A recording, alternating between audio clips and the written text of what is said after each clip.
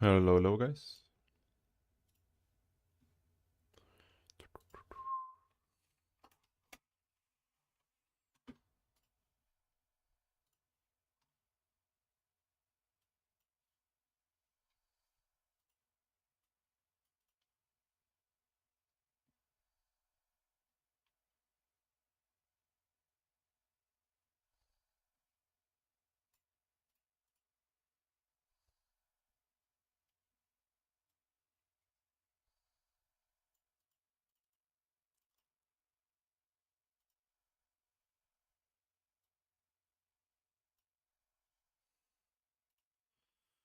All patched up. Yeah, we're gonna be going over the patch notes a little bit. There you go. And then we'll try to find some games if we can.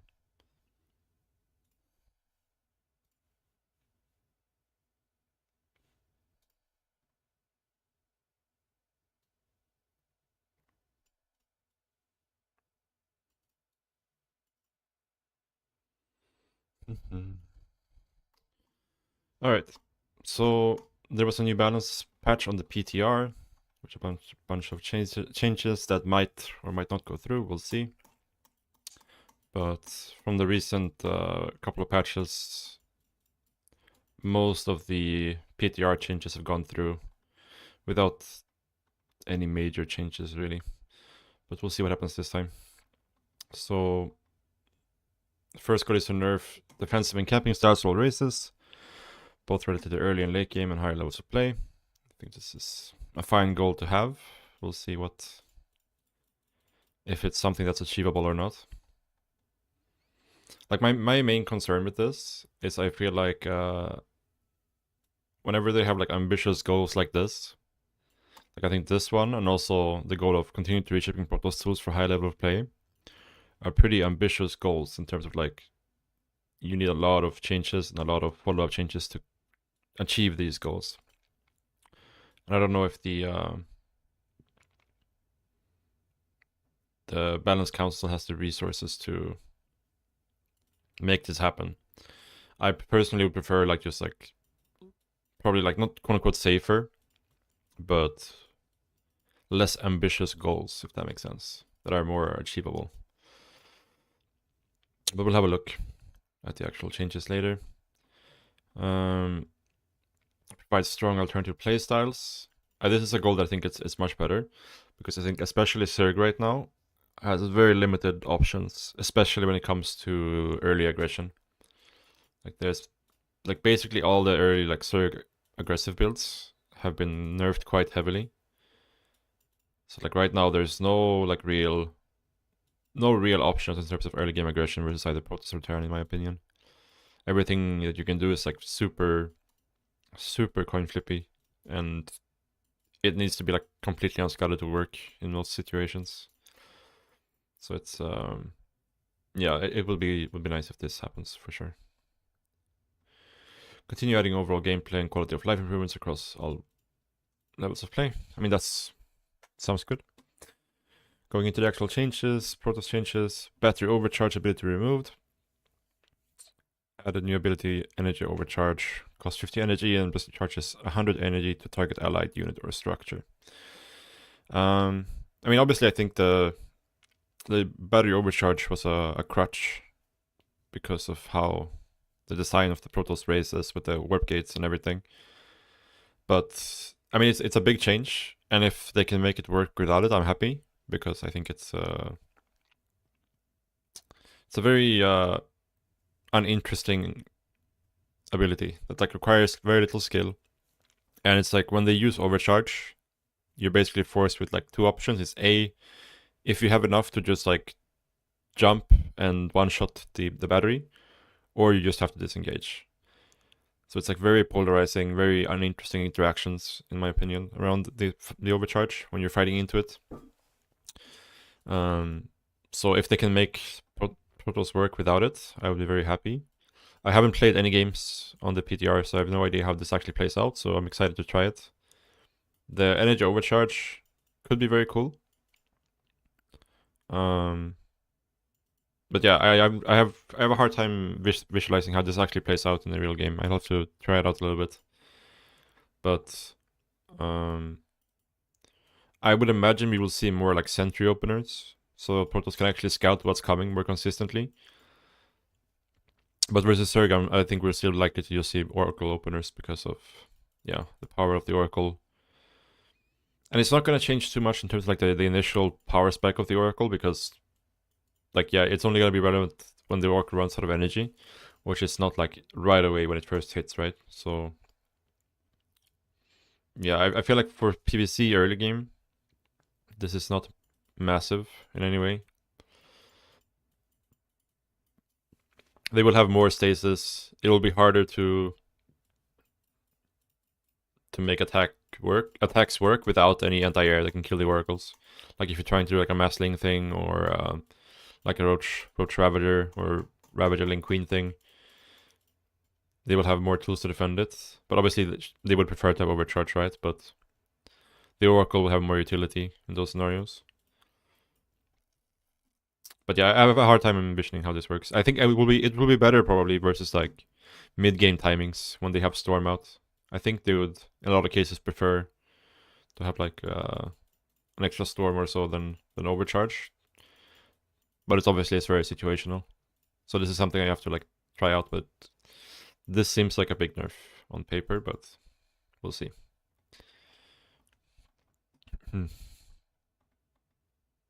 So they're buffing the battery to compensate. I think this is probably fine. Yeah. Like one big thing with this is in the late game in CVP, you basically can never fight near static because of how a battery overcharge. So you're like yeah, if the Protoss has static, you just can't fight their army. You just have to run away in the late game. So this makes it so maybe now you can actually, if you have a sizable army advantage, maybe you can actually take a fight near Protoss static now. We'll have to try it out. Because the HP is irrelevant in those scenarios. It's just the healing rate is relevant there. So that's something we'll have to test out for sure. Because like right now as it works, like if you just can't ever fight near battery overcharge in the late game with air armies because nothing dies and the fights are so short, the late game air fights, that like by the time the battery overcharge is over, the fight will already be over as well.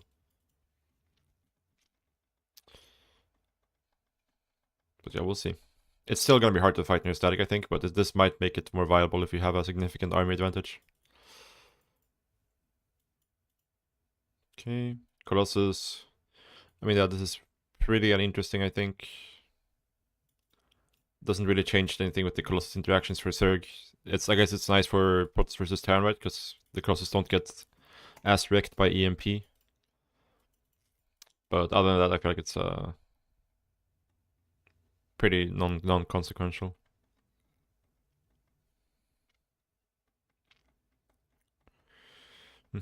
Tempest supply decreased, damage point decreased, which means they're gonna be more responsive, I guess, when like starter stepping and stuff like that. Attack range decreased. Like I personally think that the Tempest is already one of the best units in the game, in the late game. But a lot of the strength with the Tempest is combined with the strength of Protoss static. Like Tempest plus static it goes hand in hand a lot. So it depends a lot on how this plays out, but this worries me a little bit because like 14 to 13 doesn't really matter. It's still gonna outrange everything by a large margin. So I find this nerf is quite irrelevant, and the buffs are quite significant in my opinion. So this worries me a little bit. Because most of my CVPs that I play on the Korea ladder end up in late game where they're just going ground plus Tempest usually, and the Tempest are so hard to deal with. Like they're not strong in straight up fights. It's just like you can never really get that straight up fight without getting stormed to death if you're trying to like chase them down. So yeah, them having a better, being more microable than they already are, and they're gonna have more supply freed up for even like more Tempest or more ground. This worries me a little bit, but we'll see. We'll see.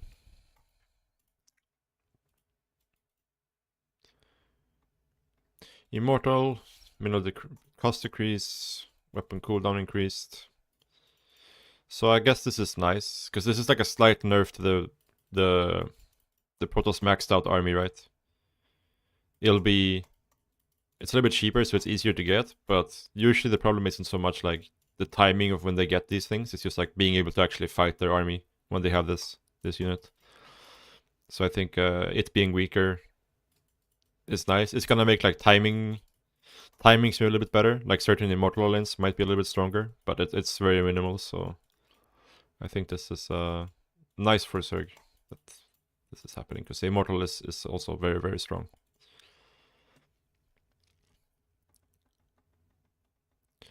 Disruptor, Purification Novas increased radius, decreased damage, but keeps the same damage versus Protoss units if they have more than 100 shields, I guess.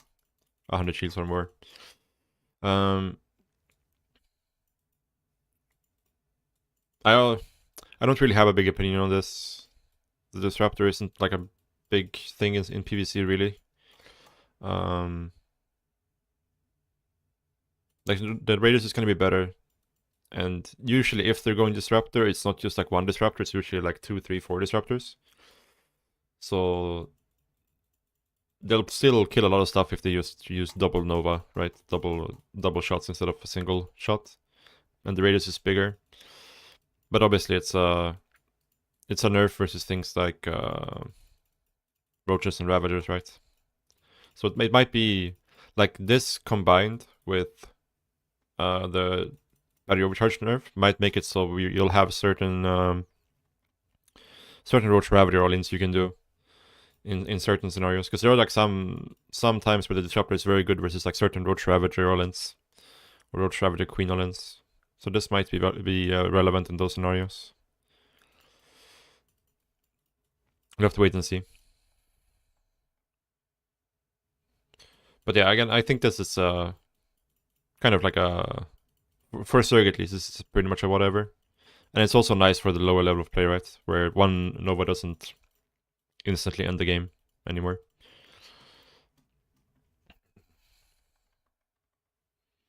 What's up, Max?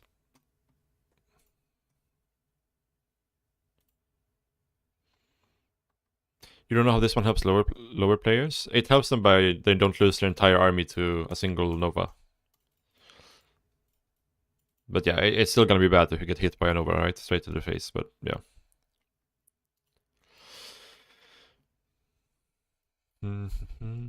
Mothership.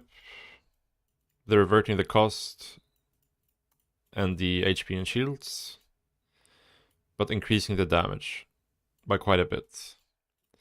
I don't know how I feel about this. It's something I have to see in game, like how much damage it actually does. But I feel like if I was a Protoss player, I would prefer to have the cheaper mothership, because you buy the mothership for the spells, not for the actual stats of the unit. But maybe the damage is enough that it's like, oh, it's actually worth to have this mothership. I mean, it's gonna be worth to have no matter what, but like I would probably prefer a cheaper version just because you buy it for access to the spells, not for the actual unit itself to be in fights. Usually, if the mothership is in a fight, you're either winning the fight or you're losing the fight pretty hard. Usually, just like a backline spellcaster. So, I think this is probably a nerf from my point of view at least. But again, maybe this is just a shit ton of damage, and then I'm wrong. So it's something we'll have to test as well.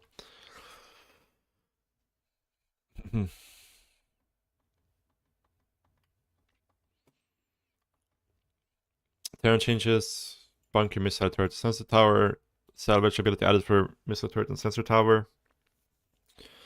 I mean, I guess this is kind of whatever.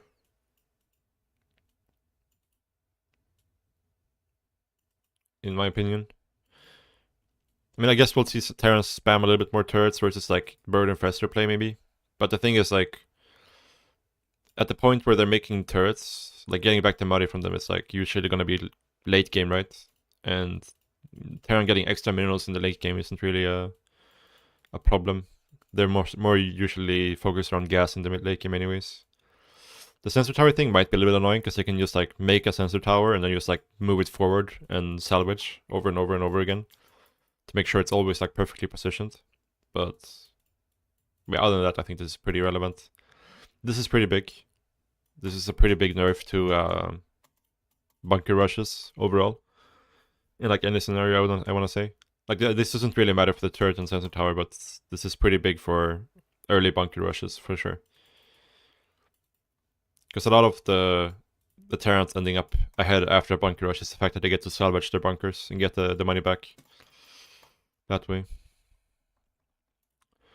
Planetary Fortress, armor decreased. I think that's good. They're gonna do it again, and again, and again, and again. Thank you, Sandström, for the 7 months. Appreciate it. But yeah, armor decreased. I think this is good. I think like if they're looking to reduce defensive styles, then yeah, the PF definitely needs to get nerfed. I think this doesn't really do that much. It's gonna make it so like if you have enough links in the Terran setup position, you would kill it before anyways. But maybe this changes some numbers. It's like one less Bane links or something to kill a PF. That could be the case. But yeah, overall this is a pretty minor thing. I don't see it having super big impact in really any scenarios. Like yeah, the PFs will die a little bit faster, but usually that's a very the fights versus PFs are usually not very close, right? It's usually either you have enough and you just kill it fast, or you don't have enough and you lose the fight, right? It's very rare that it's like a close fight that you barely don't kill the PF. Though it happens for sure. So it's probably gonna have some impact, but again, I think very, very minor change. Sensor tower, mineral gas cost decreased, radar range decreased. This is actually like, this doesn't look like that much, but I think if you look at this in game, it's actually like a pretty massive range decrease. But like I mentioned before, combined with the salvage thing, they might just, like spam sensor towers and salvage them and put them in perfect positions all the time. Because right now they kind of just put them wherever, right? Like as far forward as they can, but they don't really, they're not too concerned about placing them perfectly. But yeah, it's a pretty big nerf to the range. But I think we'll also see them use a lot more, probably like a lot earlier in the game. They'll get a sensor tower and then salvage it and move it forward and so on. But yeah, I don't like the sensor tower as a concept at all, because it's just, yeah, this big thing you make that gives you free vision, and Terran already doesn't really have a big problem with vision. So at least like when you get to the late game. So I like that it's smaller at least. We'll have to play and see how it feels.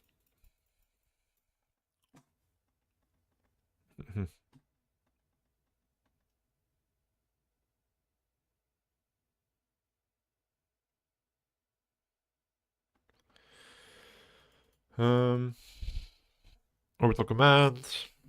Extra supply called down. Increases the HP of supply to 500. What is it now? Is it like 400?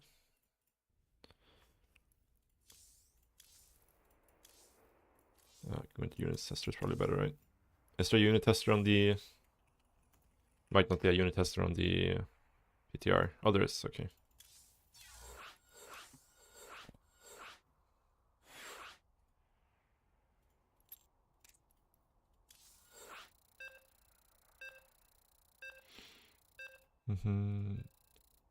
I'm just gonna double check real quick to make sure.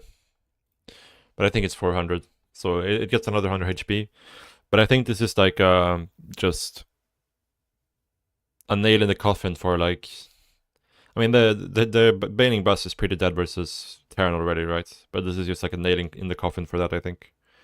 Or like any sort of like early aggression versus Terran that revolves around links or banelings.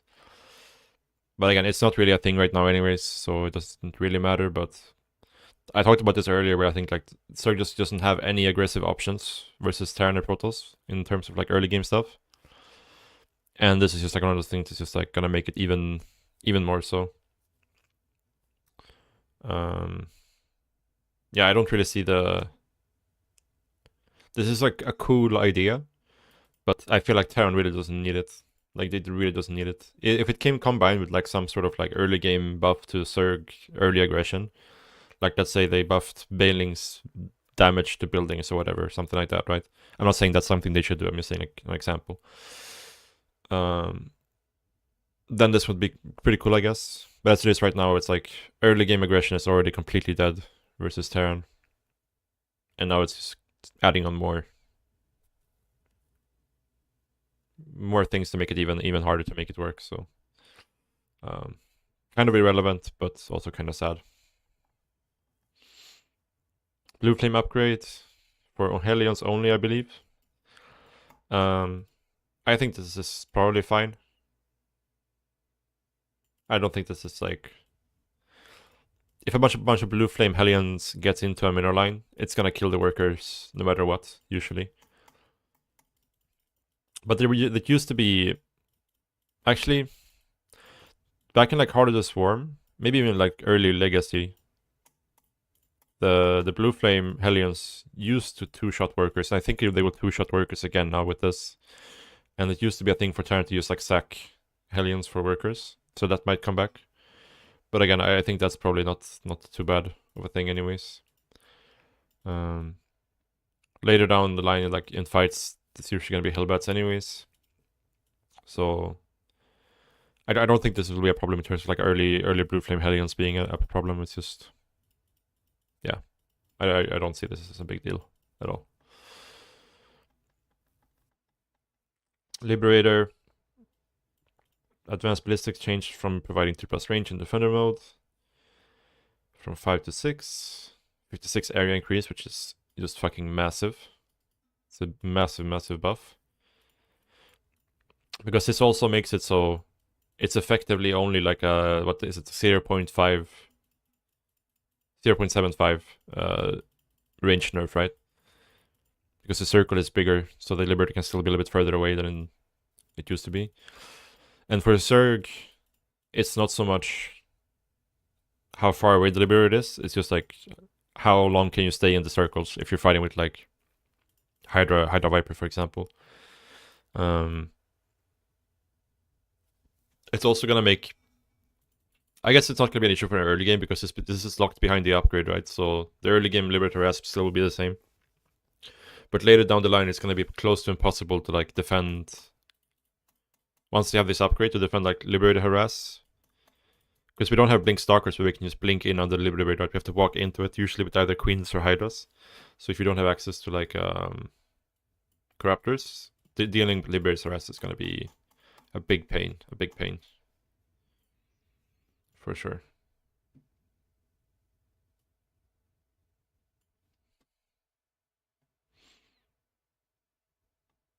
Okay. So yeah, smart servos upgrades affecting Liberators. Again, I think this is probably whatever. It seems like a pretty small upgrade if looking at the numbers. So not too much to say about this. Thor explosive payload increased from 6+6 to light. 8+4. So the damage remains the same versus light units, which is the main in TVC. That's the main use of this. But they also increase the splash radius by quite a bit.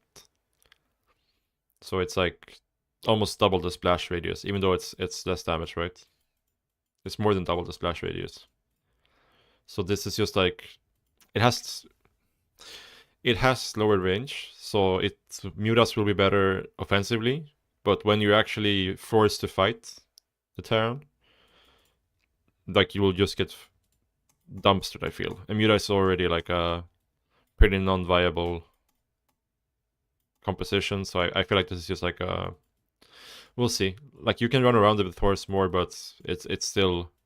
If you ever get forced into an actual fight, I feel like you just can't beat Thors because you can't magic box versus this, right? Like the splash is too big.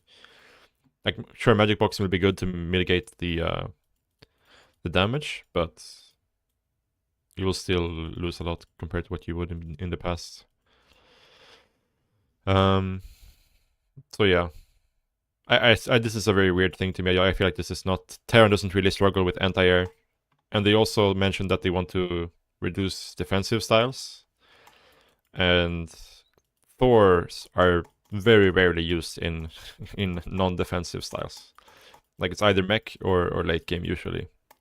So I don't really see the point behind this change. It seems very random to me.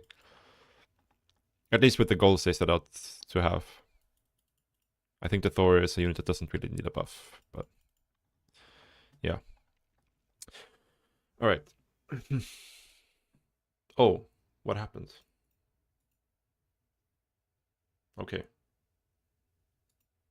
I don't know what happened. I don't know how I ended up in game, but here we are. Sorry, guys. Thank you for letting me know. We're back to the changes. Was my scene switcher probably that kicked in. Sorry about that. Mineral cost increased for the queen. Hatchery cost decreased for the hatchery. This is...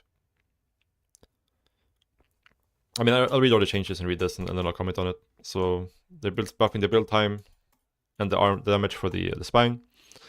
This means that, like in CVC, for example, you will need one less Ling hit to kill like a Zergling or a Baneling. Because the Baneling will survive with 1 HP now, right? Whereas before it will survive with 6 HP from a spine hit. The Lings will survive with... Actually, does it change for anything for the... Yeah, it does change something for the Lings as well. It will be 2 hits for a Ling instead of 3. So yeah.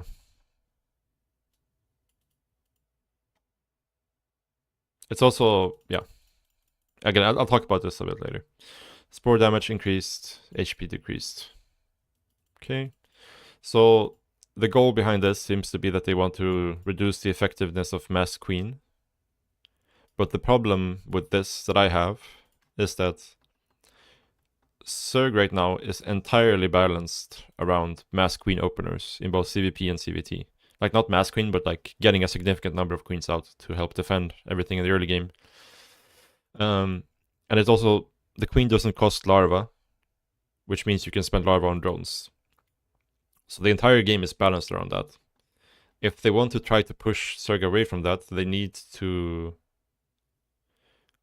do something to give the Zerg other options in terms of early game defense. Because as it is, like, we're still just going to go Mass Queen in the early game here. I don't think this is going to change anything. Because if we don't go Mass Queen, we A, won't be able to defend, and B, we won't have any creep. Because at the top, both Terrans and Protoss are very, very good about clearing creep. And if you don't have enough queens to protect your creep and also keep spreading it, you're just gonna fall super far behind in the mid game. So this doesn't really change anything. Like the hatchery being cheaper is nice for some scenarios. So we'll see if like we can come up with like some new timings in the early game. Like might be easier to play versus Pro Block now. I haven't tested it, so we'll have to see what the new timings are. But yeah, I think this is kind of why. Like, why are they doing this? It's not going to change anything, really, other than like changing some early game timings. Surges are still going to play exactly the same in the early game with Mass Queen. That like something they would have to do to achieve this goal is to like make the queen significantly weaker in terms of fighting. Bring back 4 larva per inject instead of 3. They can remove inject stacking for all I care, but they need, like, if you're gonna play with less queens, we should have back to 4 larva. And then I think they should move the Hydralisk to hatchery tech and nerf the Hydra quite significantly and give that power back with the upgrades. That should be locked behind lair tech, right? So I think that's like what they have to do, because Like even if you can open roaches to be safe versus Terran, for example, if you're not going Mass Queen. But that doesn't keep you safe from like BCs or Banshee openers. And you don't have the flexibility that you have with the Mass Queens, and also your creep spread is also going to be lacking. So like without viable options to replace the Queen in terms of the early game defense for Zerg, there's just like they could make it even more expensive. I mean, Zerg would still be forced into going Mass Queen because we just don't have any other consistent option in the early game. The one thing that might happen is like if they keep nerfing the Queen, would be to maybe like Roach openers might become the standard in CVT, but it wouldn't change anything for CVP. And you would still make a lot of Queens because you still need them to deal with like battle cruisers and Banshees and Liberators and all that stuff, right? And also to spread creep. But the nice part about the Spore Crawler is the damage buff, so that does help a little bit. The thing is though, like the Spore Crawler only covers so much area. So unless you're making 2 spores for base, there's always openings where you can get harassed. So you will still need the Queens combined with the spores to defend versus Oracles and stuff like that properly. Oracles, Banshees, whatnot. So yeah, like the extra damage is nice because it's less time they can dive on top of your spores. But I think that's fine because right now it feels a little bit ridiculous, like how much the Oracle especially can just sit under a spore and a Queen and target down workers. In my opinion. HP decrease, I think that's probably fine. I don't really think it matters too much. The extra damage compensates for it, I think, in the late game as well. Yeah, it might be a little bit worse versus carriers, especially. But yeah, I think this is probably fine.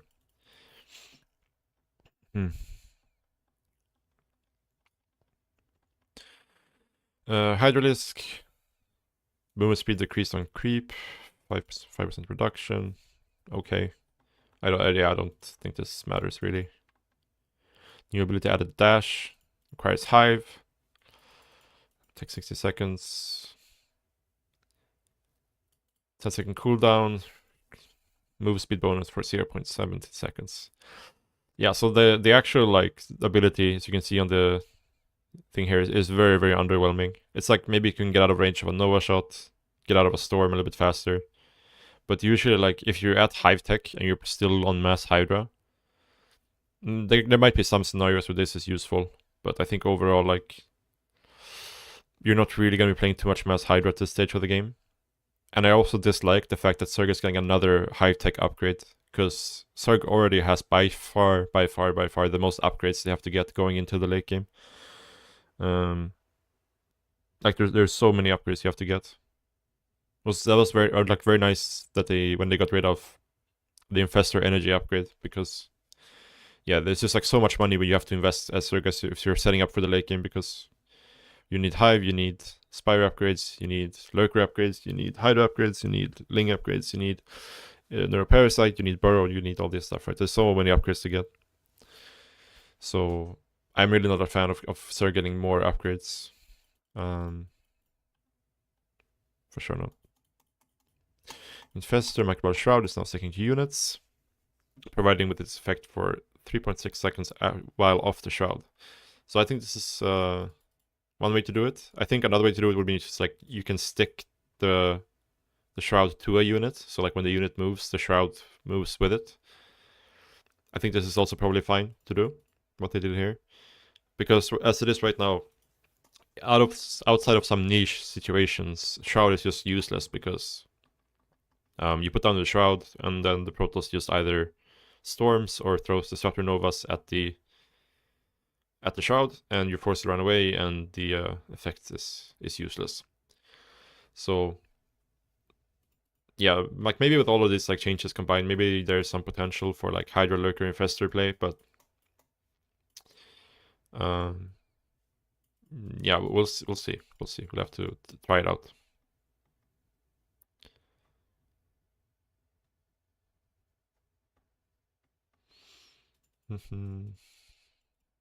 Ultralisk while moving also not able to push allied units. So this is nice. I mean, it's a nice quality of life thing, because that's been like one of the biggest drawbacks of Ultras throughout the history of StarCraft 2, is that they block. But usually I would say at high level, it's not so much that they are blocked by other units, it's that they block each other. Like let's say you have like 4 or 5 Ultras, they will like get stuck on each other. That's usually the bigger issue than the other units in the way. But this is a nice quality of life thing. I don't know if it's enough to make the Ultra like the meta unit or whatever, but it's a step in the right direction.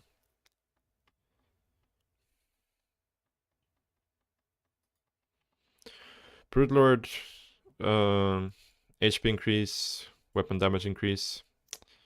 I mean, this is nice, but I think it's like the Broodlord is still slow. It didn't get back its movement speed, and the problem is just like the Broodlings die before they get to even like move. It feels like so. I mean, it's nice. I'll take it because Broodlord is by far the worst unit in the game right now, in my opinion. So any buff to it, I think, is welcome. It makes less sense if they're saying that they want to reduce camping styles. But I think it's like, again, like I mentioned at the start of when going through these notes, it's just, I think that's too big of a goal for them to achieve. And in the current game, I think the Zerg needs a stronger Broodlord for sure. Without more significant nerfs to Protoss ground and ghosts, the Broodlord really needs more power. Fix the bug which prevented Broodlord from dealing full damage while shooting from a maximum distance. So this is one of the Broodlord bugs. One thing that they still have that they didn't really fix, I'm assuming that they didn't fix this, is that the Broodlings are still starting at the back of the Broodlord. Let me see if I can. So yeah, so the Broodlings are at the back, but they actually swoop forward pretty fast here. Maybe that's actually the bug that they fixed, because it used to be that when the Broodlords get in range to attack, the Broodlings will go to here, and then they will swoop. But now it kind of seems like they swoop right away. So maybe that is the fix. It kind of looks like it, right? Or am I crazy?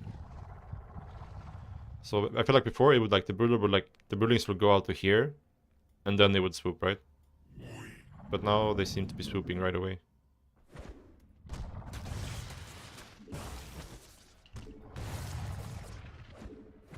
So that's nice. That's bigger than the Broodling damage increase for sure. Have the Broodlord actually attack.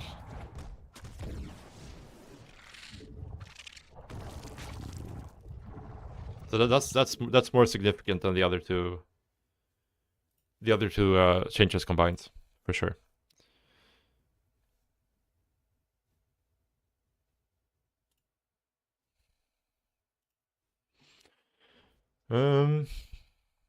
So yeah, so we'll have to test this out. I think this does give Zerg some help in the late game versus Protoss, which I think is very much needed right now.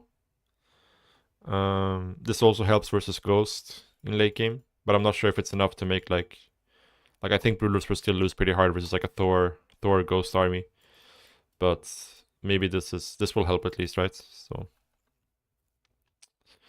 going back through it again, this is gonna require a lot of testing in terms of just like optimizing early game build orders. Like 15 hatch might actually be better now in general versus Protoss. CVC, this is a little bit worrying for like spine crawler rushes, but the hatchery will be a bit faster. So the queens, like the spawning pool will also be faster for the defender compared to what it used to be, right? Because you can get it 25 minerals faster than you would before. So maybe this is fine. It's hard to say. I would say it's definitely above the spine color rushes, but if it's like a game breaking buff or not, it's hard to say.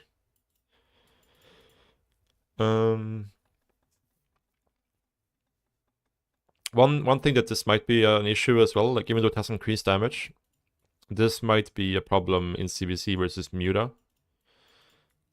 That's something we'll have to play out and try as well. Because now it will be easier for Mutas to just like dive on top of spores. Sure, it will take a little bit more damage, but the spore will die a lot faster. Because the spore has the built-in armor, right? Which makes it pretty good versus the Mutas, but 100 less HP, it will die a lot faster versus the Mutas.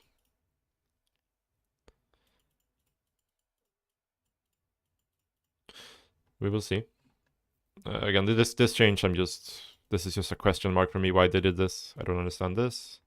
This is also just, in my opinion, versus Zerg, this is just a flat up buff. So they're just flat up buffing the Liberator while claiming that they want to reduce camping styles. I could see this being a nerf versus Protoss, or a change versus Protoss Liberator. But I think versus Zerg, this is just a straight up buff. I think this, I don't think it matters too much. Again, I talked about this. I think this is just a nail in the coffin for any sort of like early game Ling or Baneling Olins versus Terran, but it's already not really viable, so it doesn't really matter. I think this is a step in the right direction. I would like to see more stuff done to the sensor tower, but I think this is good for now. This is nice, doesn't really matter. This is pretty big for bunker rushes. I think this is pretty relevant. Protoss changes. I think these changes are kind of whatever. I think this is nice for. It's a pretty small change, but it's something at least to help Zerg deal with the Protoss ground ball. Tempest, this worries me because Tempest is already really good in my opinion, really good. And obviously the shield battery change is massive and something that's gonna require a lot of testing. Like this might just like completely break the game for Protoss, so this will require a lot of testing for sure.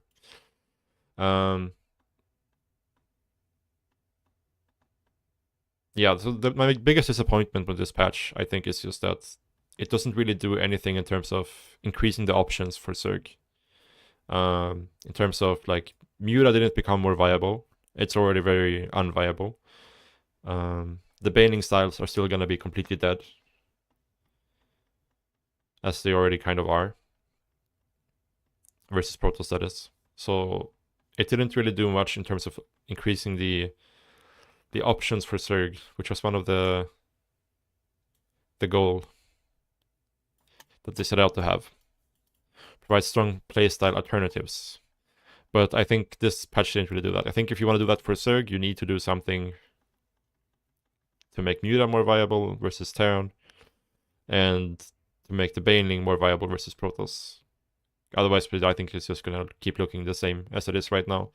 I feel like this patch, it's a lot of notes and changes, but outside of the Protoss changes, I feel like nothing is like super massive. Like even this, I think is like pretty irrelevant. Other than just it's gonna change some Zerg build orders. There might be some new weird timings in the early game, but for the most part, I think the games are gonna look pretty similar to what they are right now with these changes. But again, the Protoss changes are so massive with the battery overcharge, so that's something we have to see how it plays out.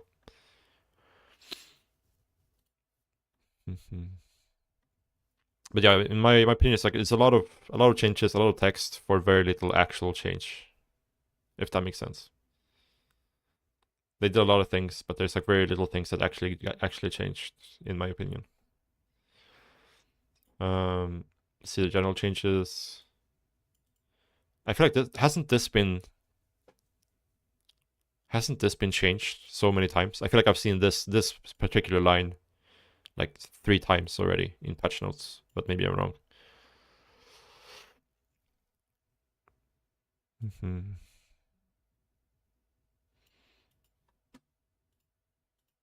I mean, the blue flame is only for minerals, only for Hellions, not for Hellbats.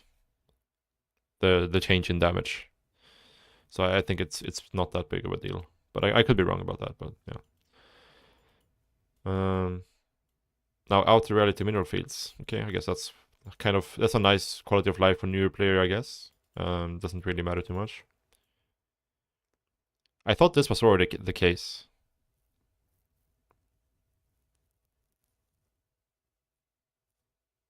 Isn't this already the case?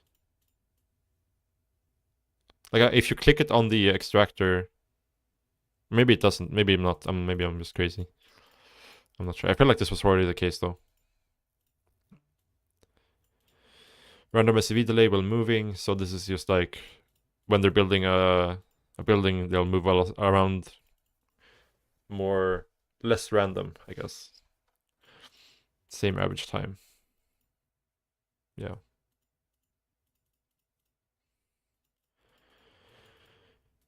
Icon command card for investor showing unupgraded passive upgrades. Okay.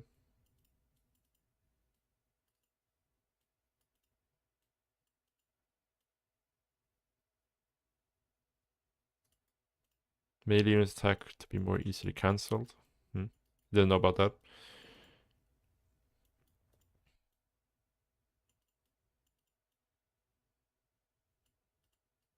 Oh, this is a nice fix, because this has been bothering me for a while. Like, sometimes you just couldn't target fire certain rocks if they were in the fog. So this is nice that they fixed this.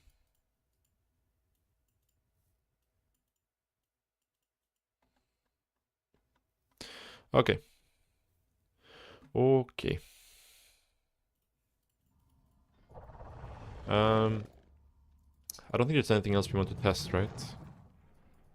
Not really. I mean, we can look at the Thor, I guess. Go ahead.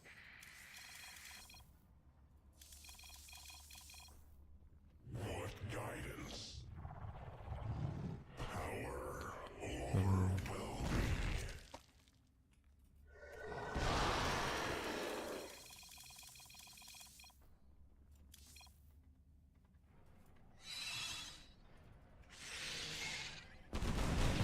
Like, it's just... I mean, I guess this is kind of overkill. Number of Thors. Let's restart. Let's do it like this, right? This is probably more of a... I mean, it's not really even in terms of resources, but... I feel like the Mutas should win this, probably. They probably would win this in the old patch, at least. Maybe they may win it here as well. But the splash damage is just fucking massive.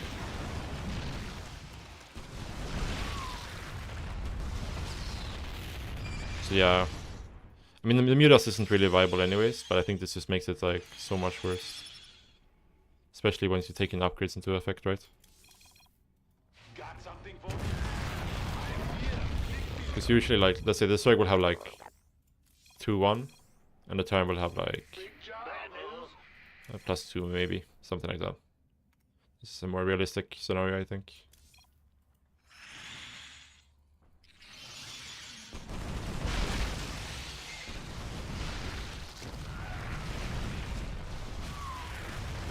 Yeah.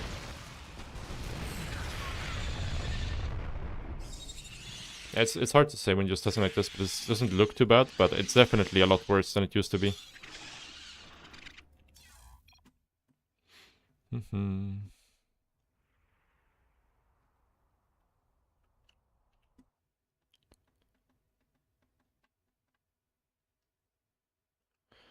we have a new build order? We need to figure out new build orders for sure.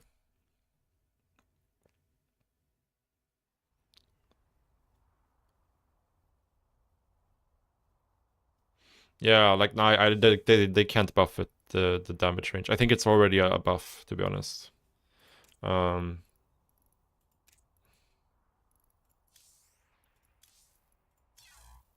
It's already a buff because, like, in the straight up fights, it's gonna be better than it was before.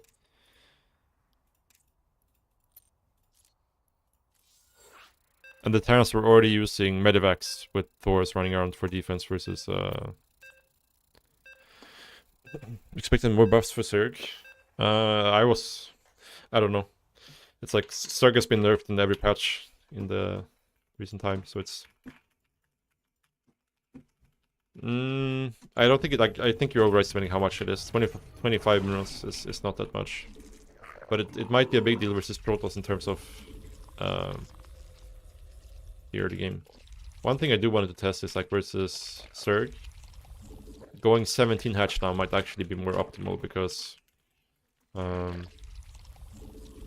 your pool will line up. Like, your pool will be a little bit faster as well. That's one thing I want to test, is to see if 17 hatch is better than 16 hatch in terms of that. Because if you go 16 hatch, your hatchery finish is quite far ahead of your pool.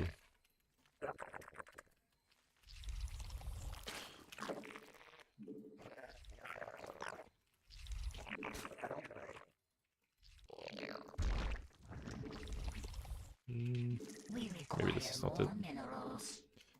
So. We'll have to see.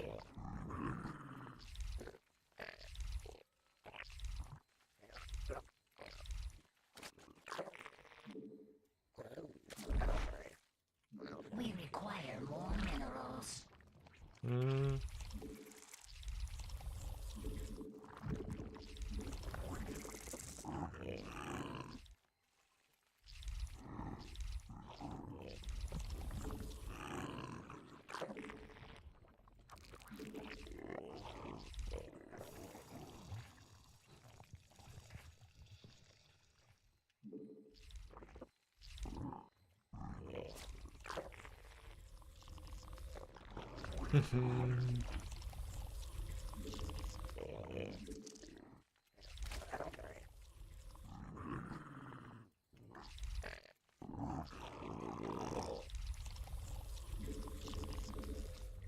What's up, Daro?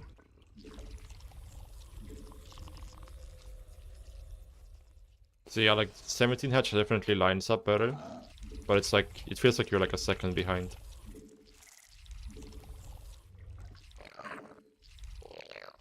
For sure.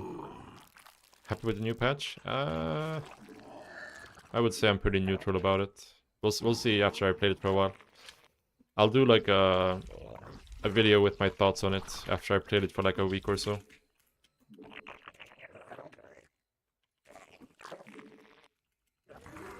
Yeah, I mean, yeah, but it doesn't really. Yeah, you might have to go 15 hatch, like some like 15 hatch, 17 gas, or yeah, 17 gas, 16 pool, something like that. Versus Zerg to be safe versus.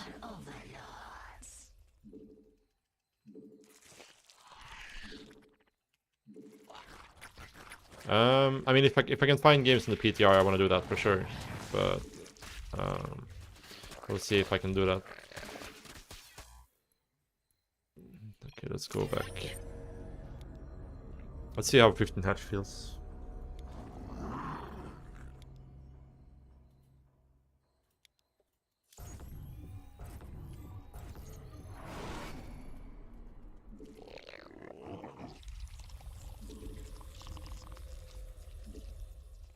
We require more minerals.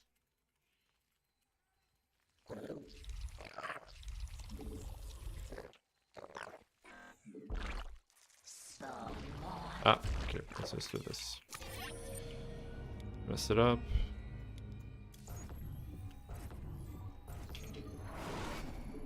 We require more minerals.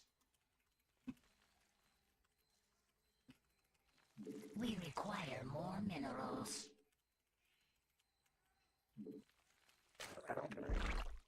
We require more minerals. We require more minerals.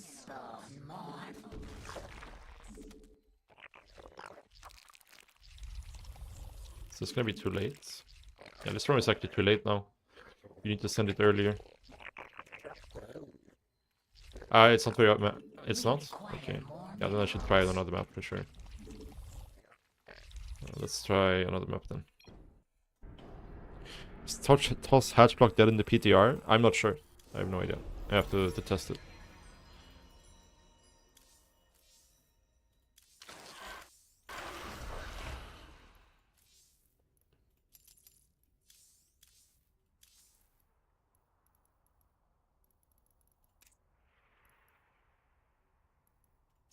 Let's see if this one has better mineral layout.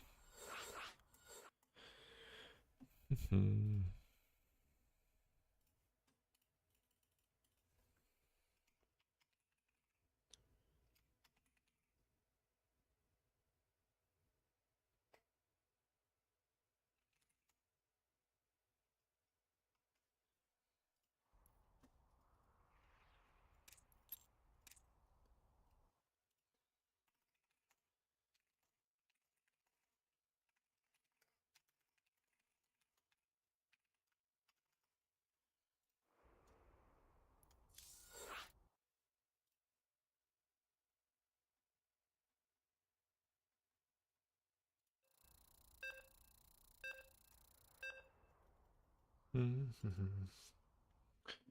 think you're better? Really? Yeah, this mineral layout looks better. At least for the closed patches. I could have a look, yeah.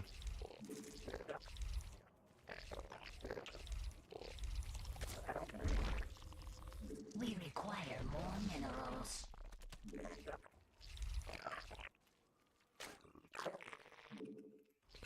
I mean, there's some scenarios where this might be good, you know? Like, yeah, the Protoss Pro block is one thing where it might help out. We require more minerals. We'll see. We require more minerals. We spawn more overlords. I don't know if the spines going up faster is really I think like the 1312 builds are all decided about if the queens can get to the ramp without dying. We require Usually, more if the queens get to the ramp without dying, the defender will hold. more minerals. Doesn't usually matter if We the require spines finish or not. Like at most, you will make like one spine to defend 1312. So it's not really a big deal, I think.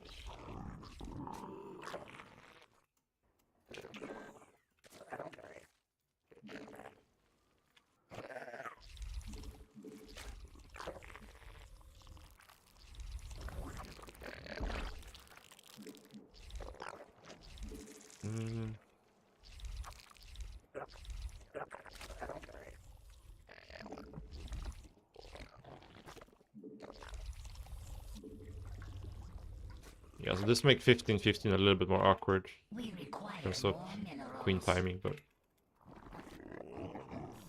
might be fine. We require more minerals.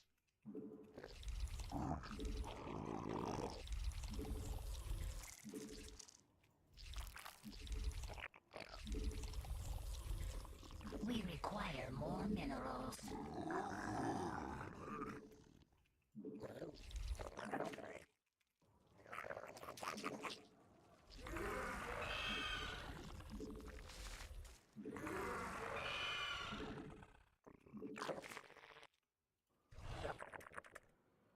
Yeah, it's gonna be hard to judge in CVC now for sure. Like what hatchery timing you're up against, at least to start, until you get used to the new timings a little bit.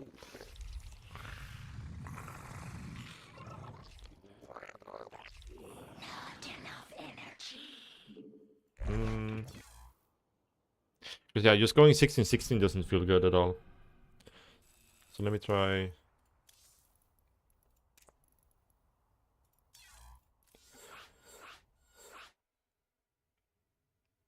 What if I go like 17-17-16? That's that, I think. I'm just trying to think of a build order that would be okay in CBC versus Spine Rush. Because you need to get your pool started by like 110, I think. 110, 111. Be fine.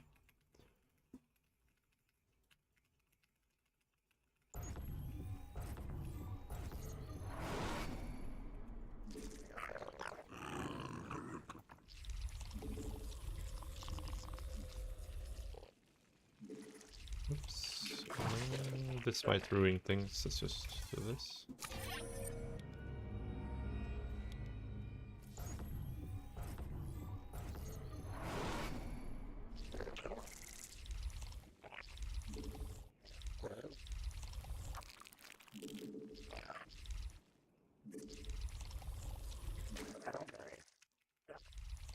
We require more minerals.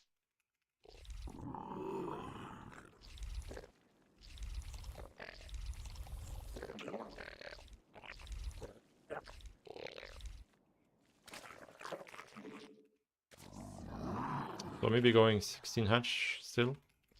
We go like 16, 17, 16. Maybe that can be okay. We require more minerals. We require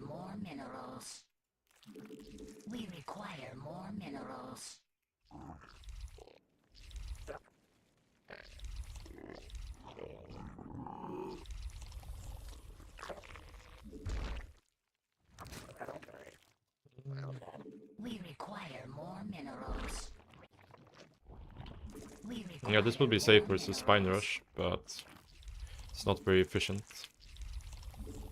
We require more minerals.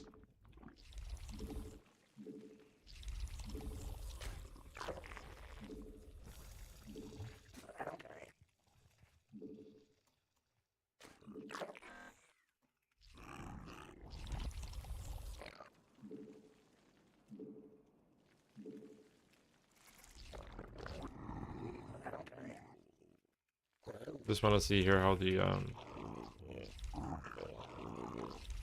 timings line up.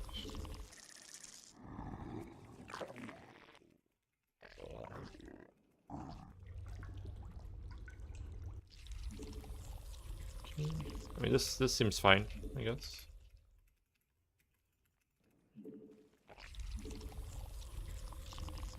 We require more Vespine gas. You're safe, and you're behind like some minerals, but not that much. Your hatchery is a little bit faster, so.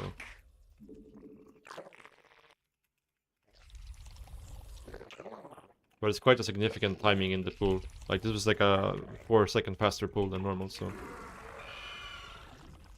This might not be too bad actually, versus even like Terran, because your queens and lings will be faster versus the first Reaper and stuff like that. We require more minerals. We require more Vespine gas. We require more minerals.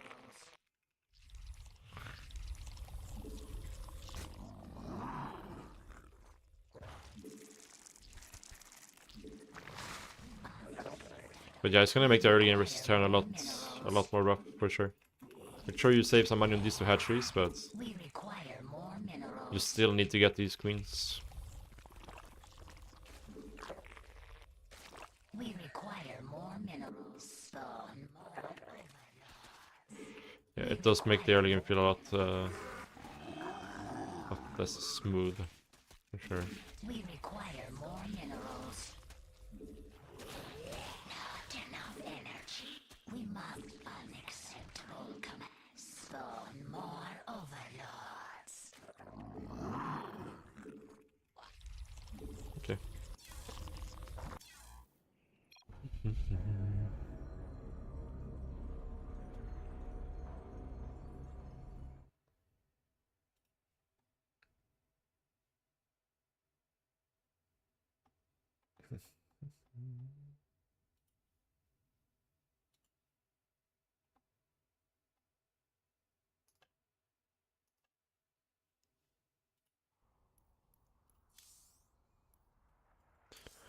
Right, let's have a look at Matt's build order.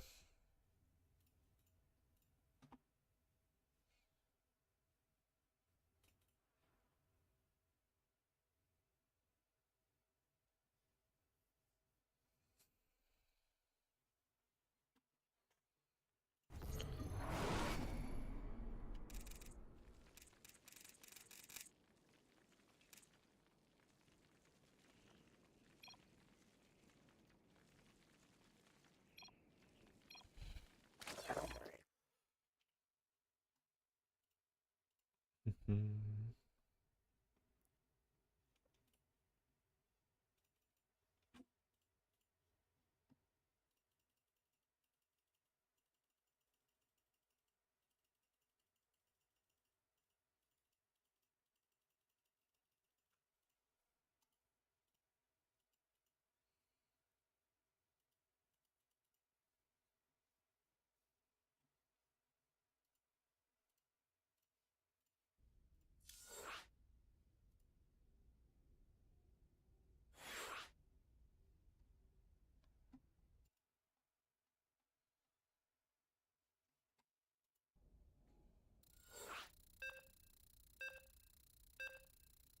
I wonder if there's people actually playing on the PTR ladder, if we can use that to find games.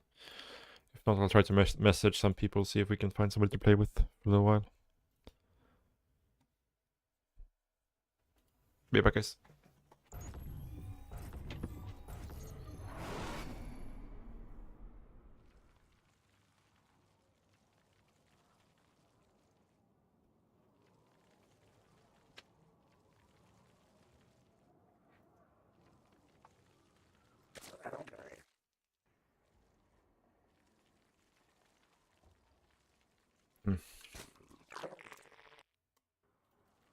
This case, we're going 15 hatch.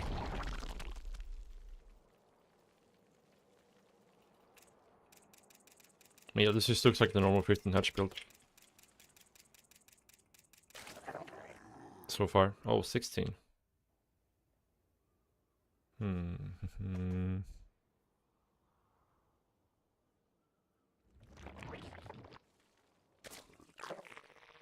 Oh yeah, so far the timings are pretty much exactly the same as if you went 16 hatch normally. Doesn't really change anything, I feel. Let's see what the pool timing is. Because that's the big thing. I don't think you cannot do this in CVC, I think, at least. Pool timing is too slow.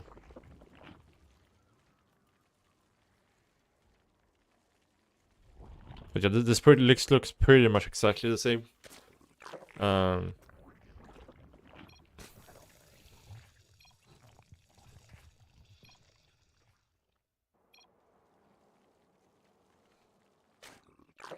Yeah, but like, so the difference is that with this build you get your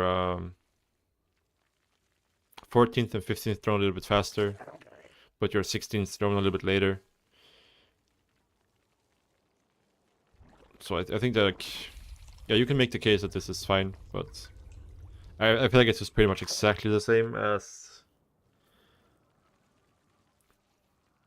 Wait, you went Overlord before Hatchery. Right. Let me look at this. Let me look at the build again, because I think I got confused. Right? We went Overlord before Hatchery, right? I just wanna see. Build order. Okay, so we have 14 with Extractor Trick.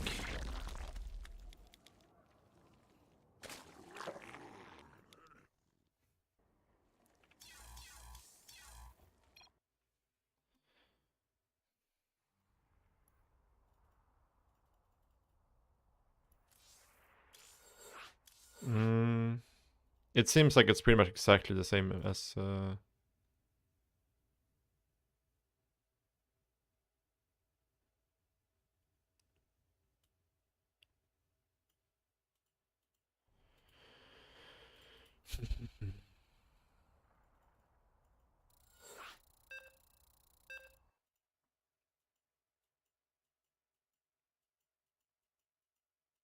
Is it faster?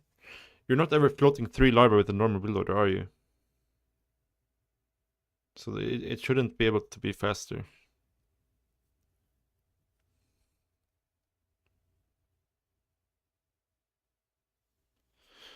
Doesn't make sense to me. Any thoughts on new Telpol all in? I think you have to change some build order. You do? Wait, I'll have to try after this, because I'm pretty sure you don't float 3 larvae with a normal 13 overlord build order.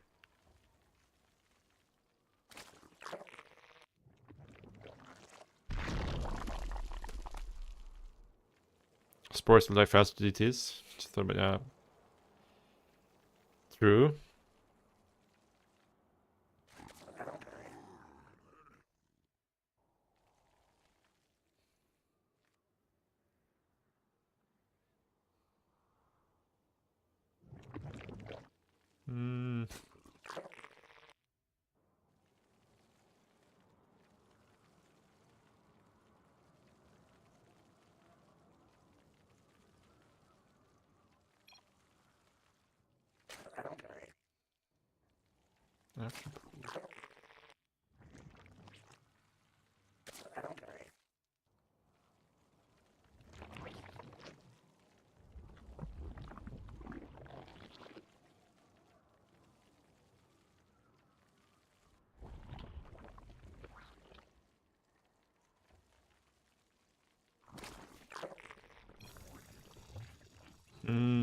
I have to compare versus the normal opener, I think.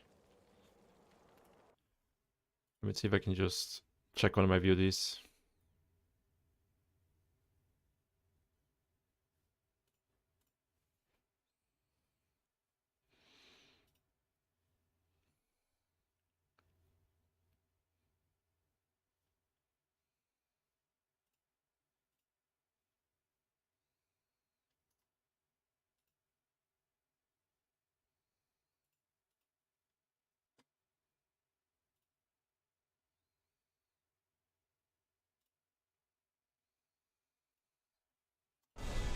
Okay, let me have a look, have a look.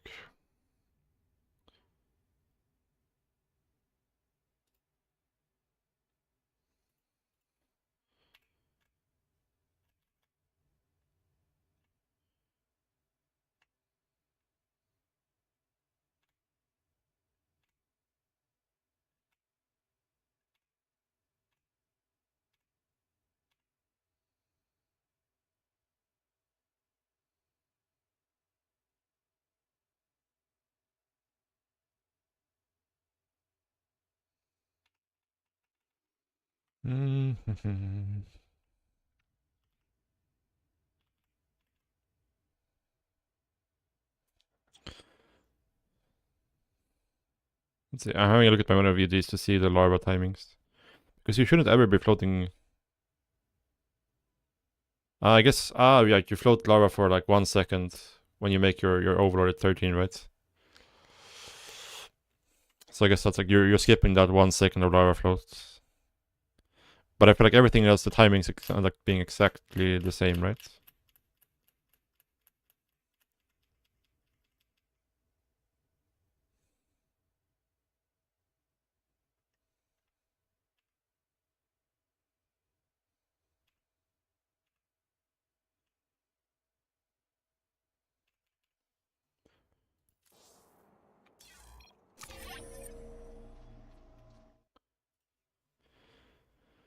I think it's better. I think it's.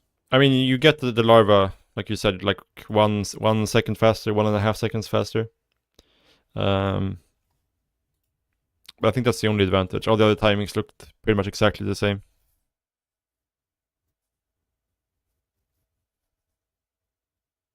Because yeah, you float 3 larva for just like a short second after the first.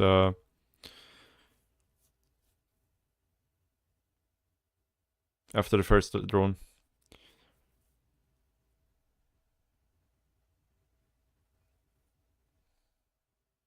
Yeah, but I think you can't do this like versus in CVC. You would have to go like 16, 17, 16 maybe or something like that in CVC.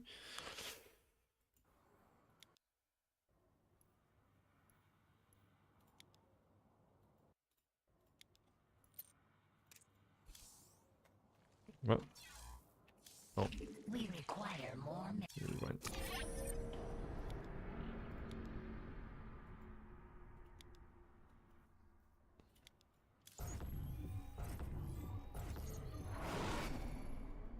we require more minerals.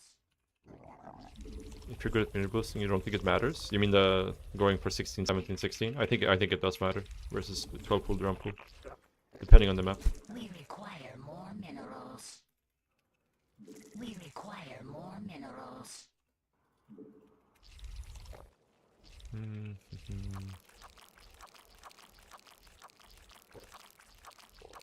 Let's try. I'm just gonna try my 16, 17.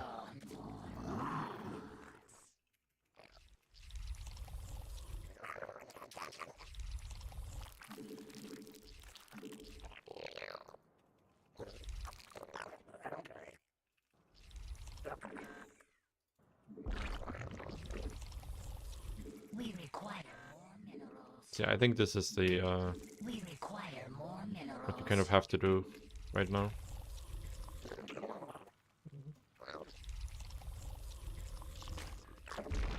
Oh shit, I didn't turn on my mouse driver. We require more minerals. We require more minerals. We require more minerals. We require more minerals.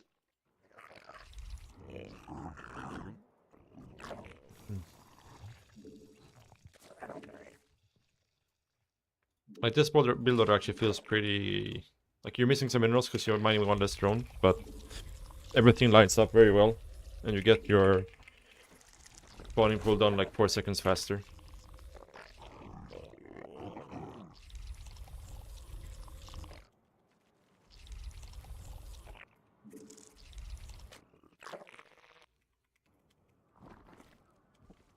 Spawn more overlords.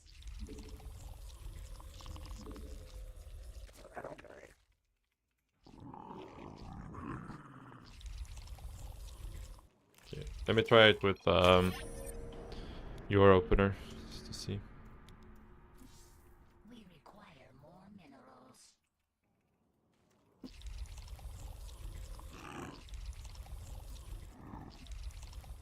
We require more minerals. Wait, I was a bit later. I was probably floating lava for a little bit. Let's go back.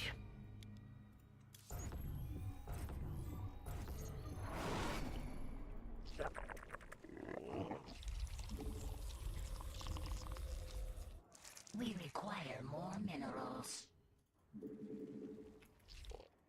No, this one goes to expected. Ah, right, because you're making the overlord. Right. We require more Right. minerals. We require more minerals. Doesn't line up quite as well. But I also didn't split this game, so that might be why.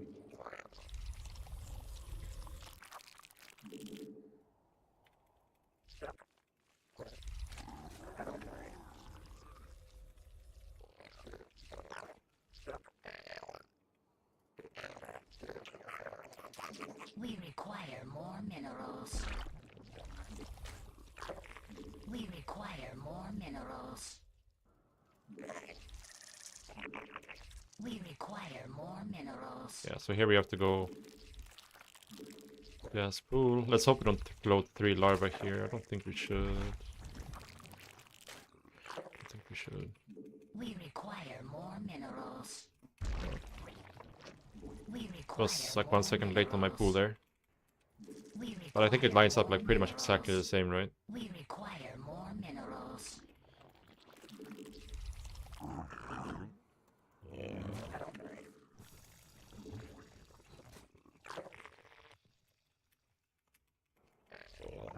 Maybe I could even go like... No, it was not 114. It was 110.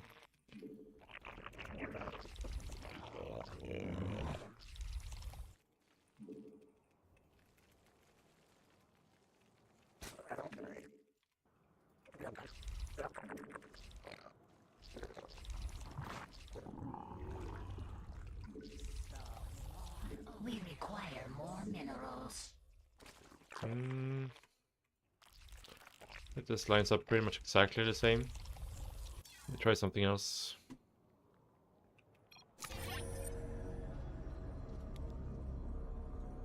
My pool started like... Here. Yeah, I could have started at like... I was like 1 second late with starting it. But I think this is still fine.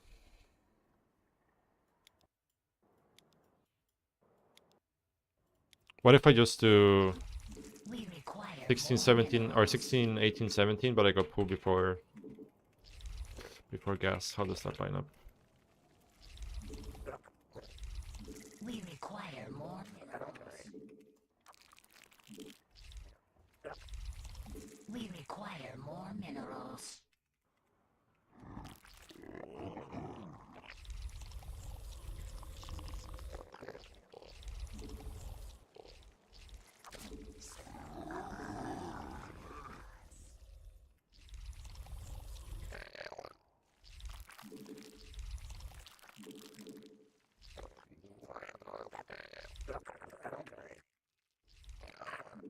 We require more minerals. I like these rocks here, by the way.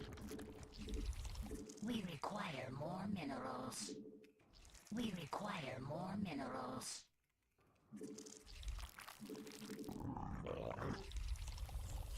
So what if I do this and you just get pool before gas? Does that line up? We require more. That's okay as well, actually. I think this might be a better way to do it, probably. We require more minerals. Because your gas is still the same timing as it used to be.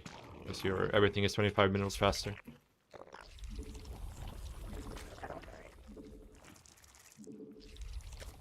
But you get this like awkward timing right here where you just have 2 drones sitting, but... I think you have to do this.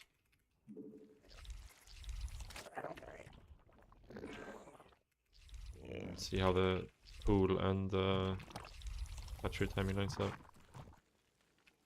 The pool is a little bit faster.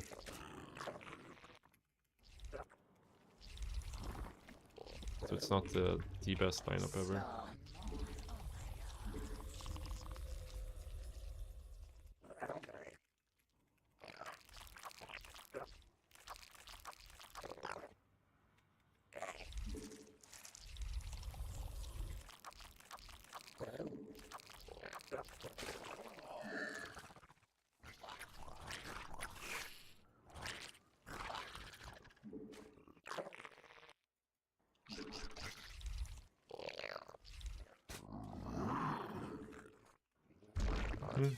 Alright, let's try to play some actual games if we can. Find somebody to play with.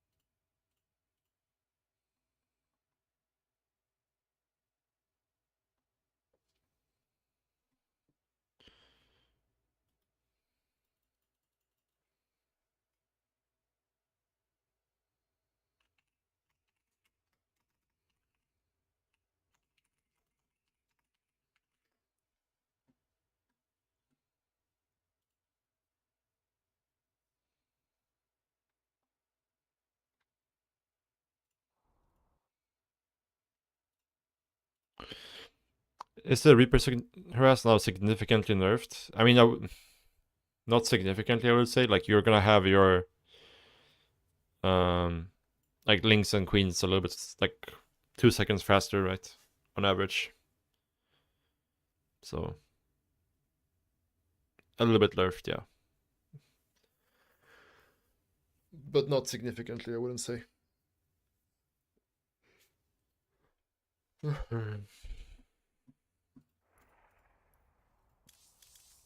Do we just try to play some ladder on the PTR? I can't find anybody to play with.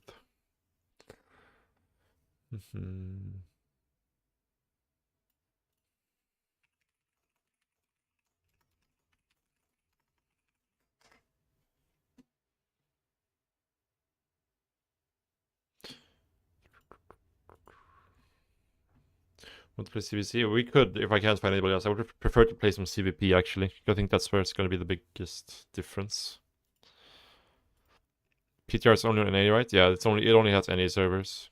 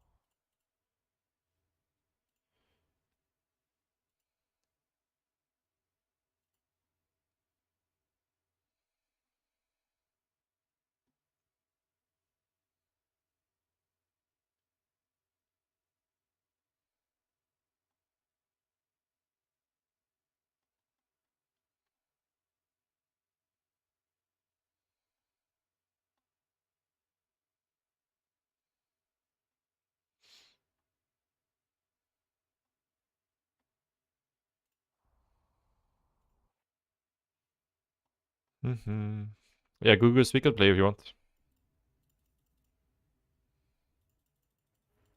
Proxy hatch art, yeah, 25 minutes cheaper. Hell yeah.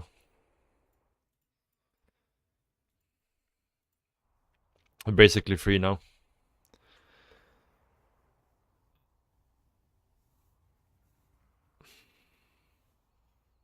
Spines build faster. Yeah.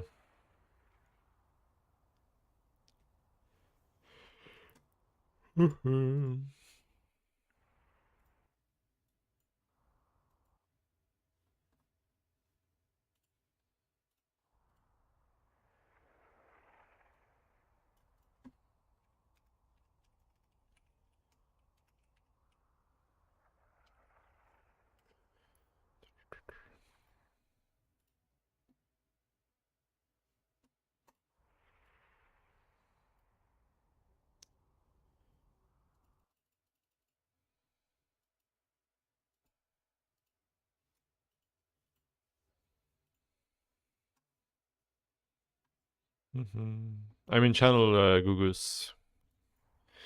Gugus. If you wanna play.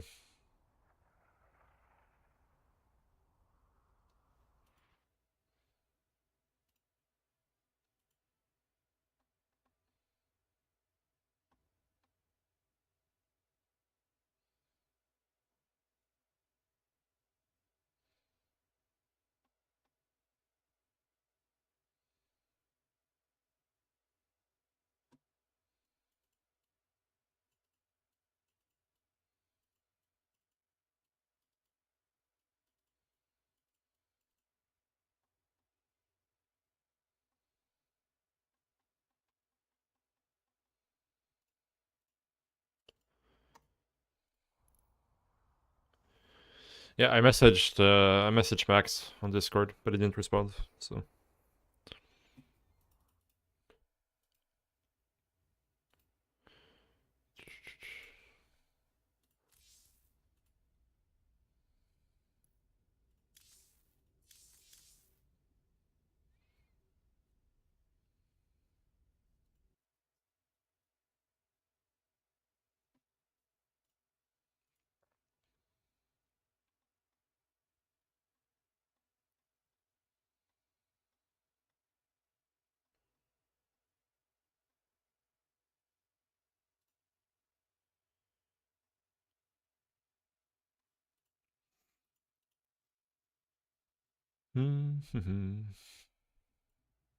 there's pros in the ladder, really? You are in. All right, there we go. Why can't I see you? There we go. Oh. The channels are a bit bugged here, it seems. Okay.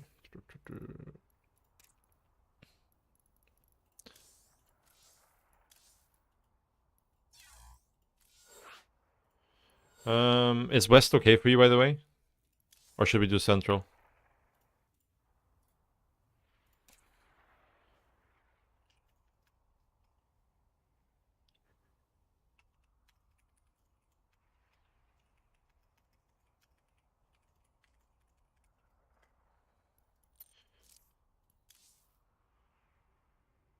Central probably better. All right, we'll do Central. Oof. Let's I just need to check my hotkeys real quick.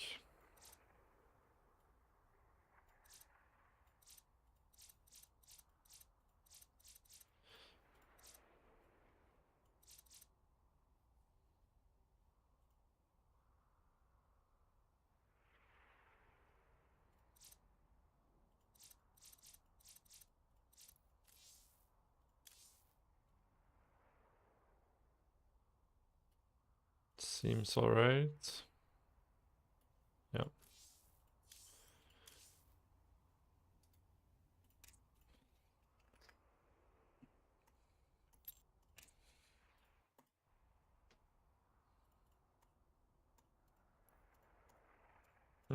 Alright, let's try some games.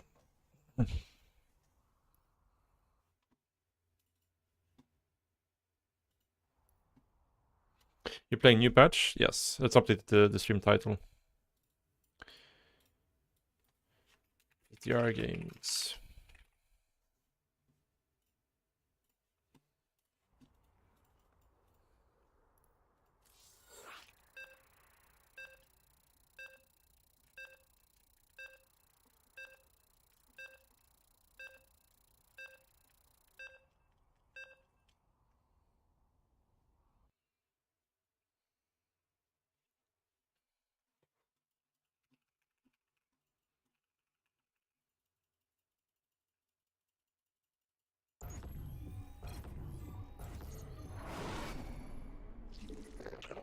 I wonder if doing like 15 hatch with an overlord is blockable now.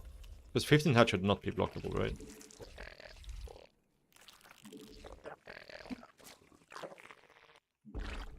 I haven't tried anything on the PTR. Minerals. These are my first games.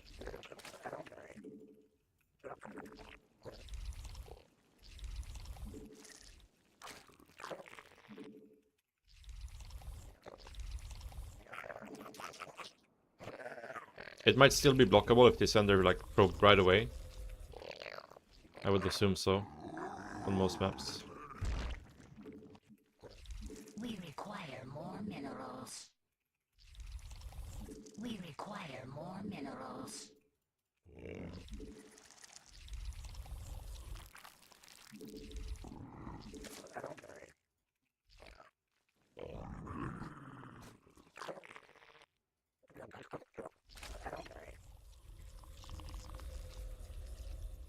We require more minerals. We require more minerals.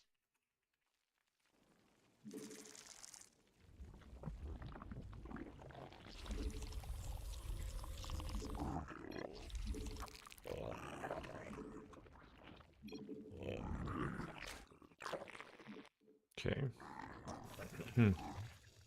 Yeah, this is probably one of the longer rush distance maps, right?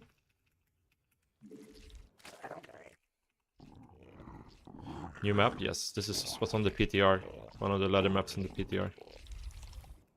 So...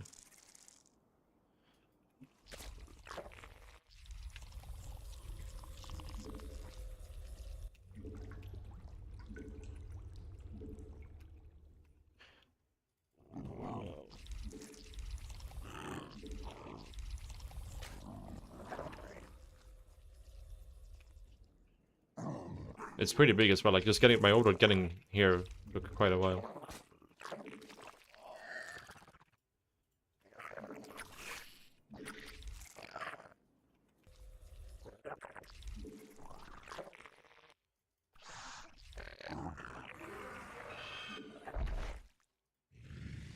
Unacceptable command. Yeah, affording this third queen is so much harder now. We require more minerals. We did go for a bit of a wacky build order, so... We require more minerals. This map is fucking massive actually, holy shit. Spell It looks smaller because like it's like fairly few bases, right? It's like 6 per player.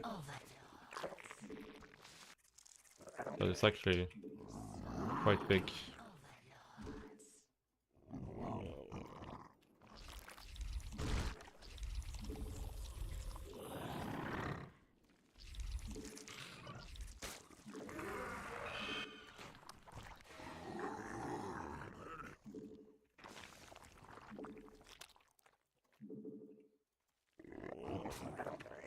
Metamorphosis complete.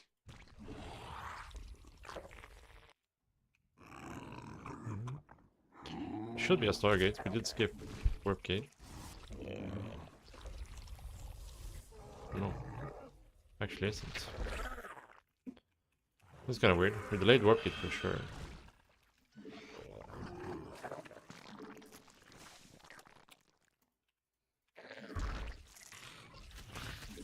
We require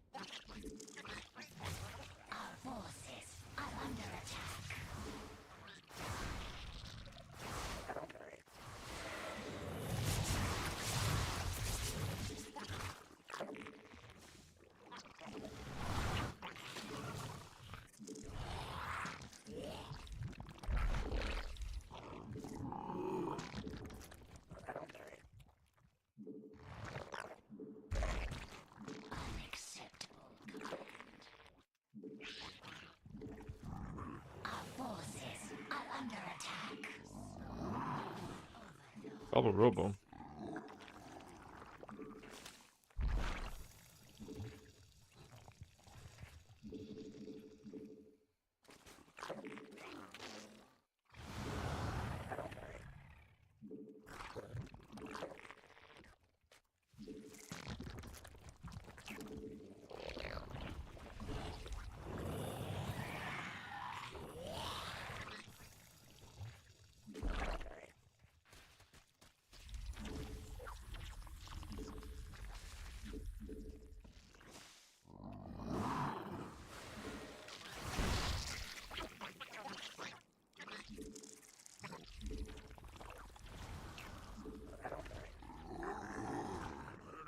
Not enough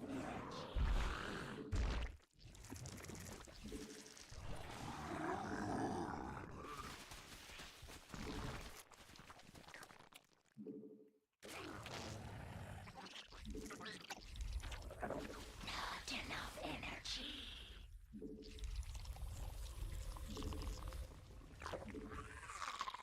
We must place that on creep. Not enough energy. A lot of gateways.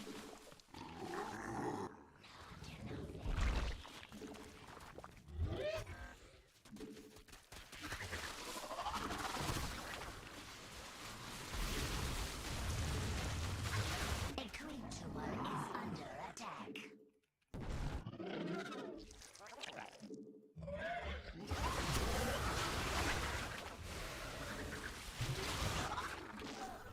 Metamorphosis complete. Our drones are under attack. Our forces are under attack.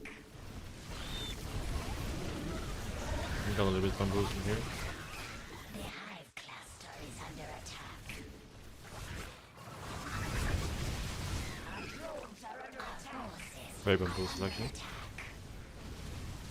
Our forces are under attack. The hive cluster is under attack. Just me, or is the sound very weird? Like certain things are just very low. Mineral field depleted. We require more minerals. I don't think that's necessarily should have worked. Mineral field depleted. Mutation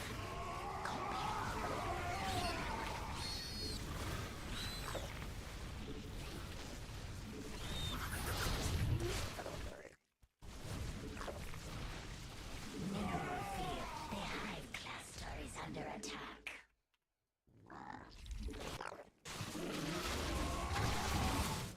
We require more minerals. Yeah, we're pretty dead.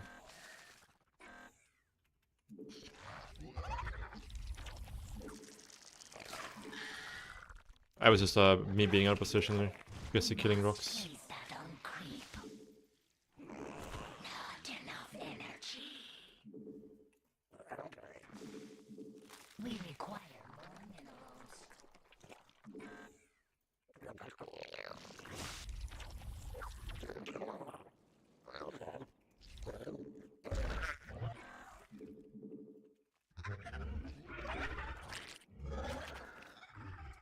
Oh, there's watchtowers in this map. Probably should have utilized that a little bit more.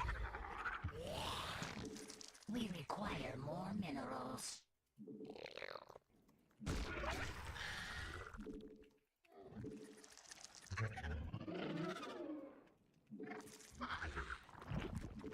We require more minerals.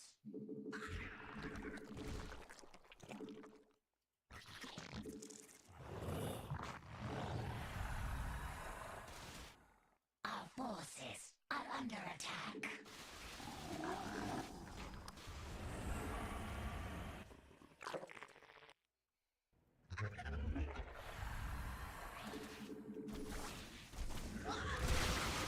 Our forces are under attack. Mineral metamorphosis complete. A creep tumor is under attack.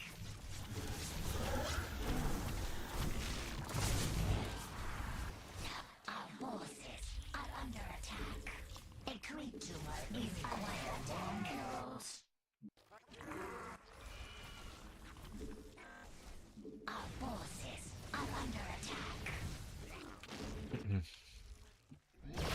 I don't know why the sound is very weird, I think. Didn't really pick up.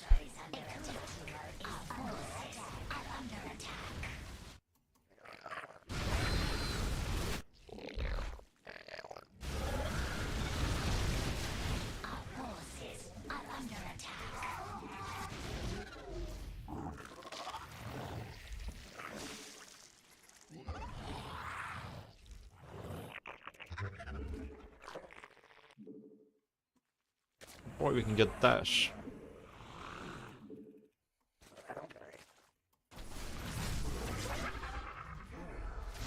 Drones are under attack.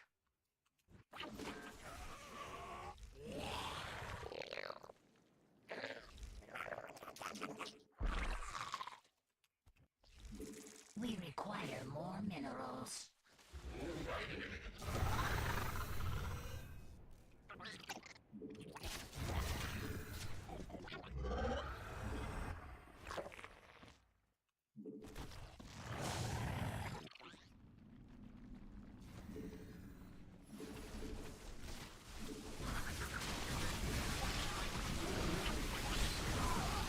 We require more minerals.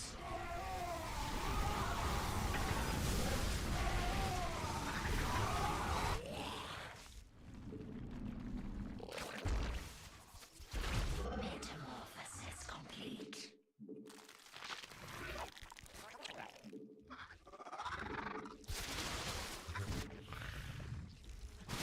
Mineral depleted. We require more Vespine gas.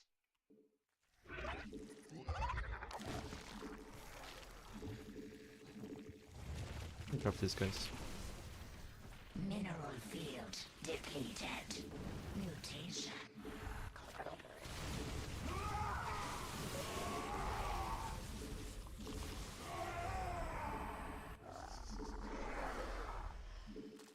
Our forces are under attack.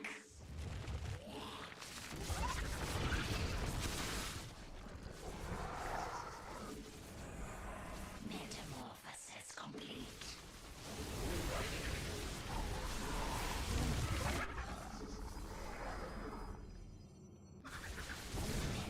Our forces are under attack.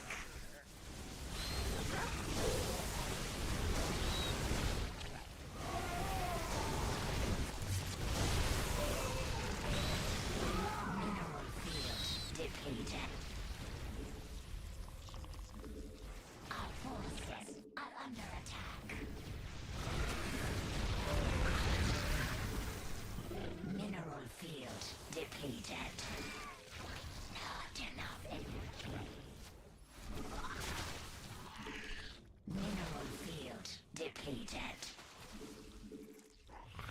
Mineral field depleted.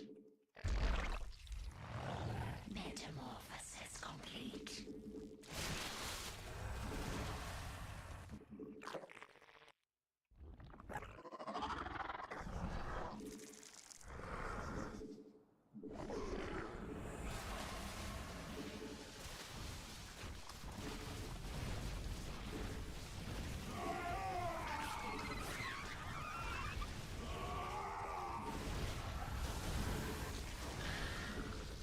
Mineral field depleted.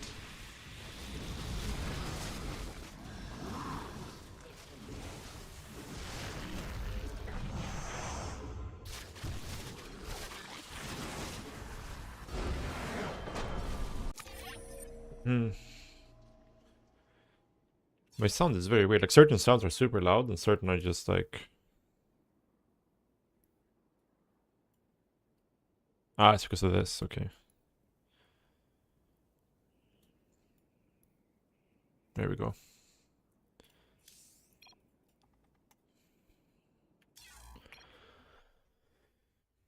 Dash can kite good. It's too short to use for kiting. It's just like, you can use it to get out of a storm. That's about it. Or like if you're like chasing down a warp prism. That's one thing that's actually very useful for. Because like Hydras can just like barely not catch up to a warp prism that's running away. With this you can actually actually catch it.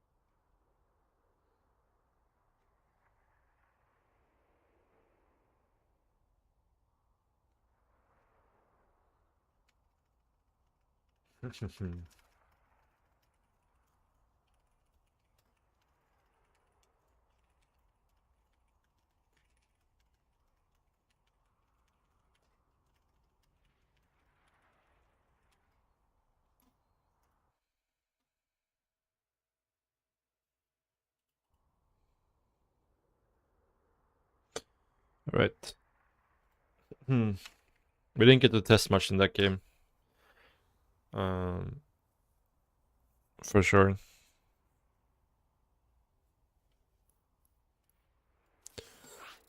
Like I think the big tests are gonna be like versus triple Oracle play. Just to see like how good the new spore is. In CVP. And also late game. I feel like mid game CVP not much changed, right?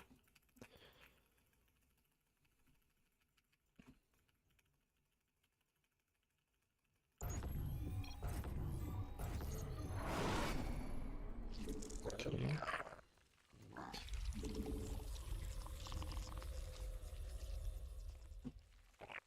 But yeah, I'm curious if you can make We require more minerals.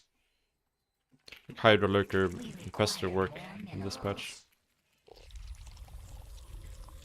Consider the new microbial shroud. Microbial? Something like that. We're going 16 hatch here. Let's just try it out, see how it feels. Expect we're going to get blocked. I'm actually not sure where we go if we do. You have to go there actually. Don't really have a choice. Okay.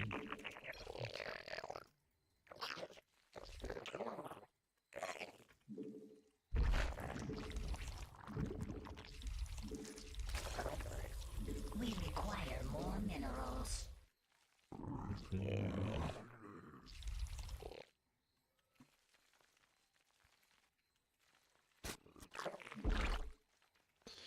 Yeah, I mean, I think if I go 15 hatch with an Overlord, I want to try that more. Minerals. 15 hatch with an Overlord. We require more minerals.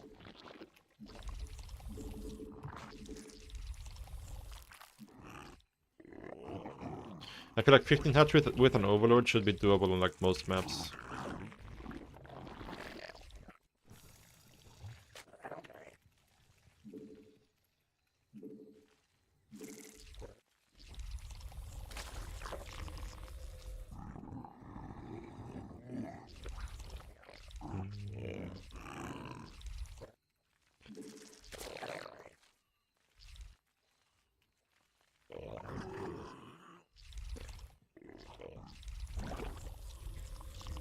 Spawn more overlords.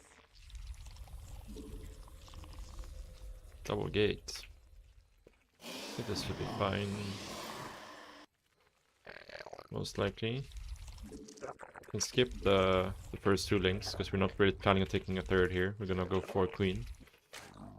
So yeah.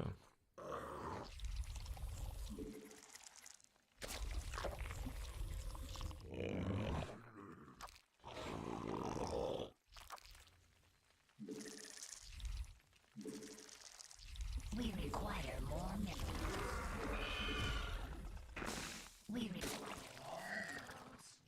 We require more minerals. Probably should have made the Overlord in the main base We instead of here. require more minerals.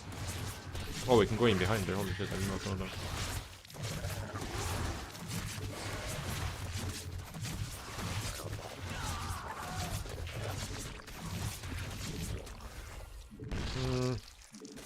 It did not look like he could be going behind there. But that was actually not too bad, because, yeah, that's pretty committed by him. Oh, there's no... Wait, what? There's no high ground here. We What? require more minerals. Is this a pillar? Unacceptable. I guess whoever made this map doesn't like Zerg players very much.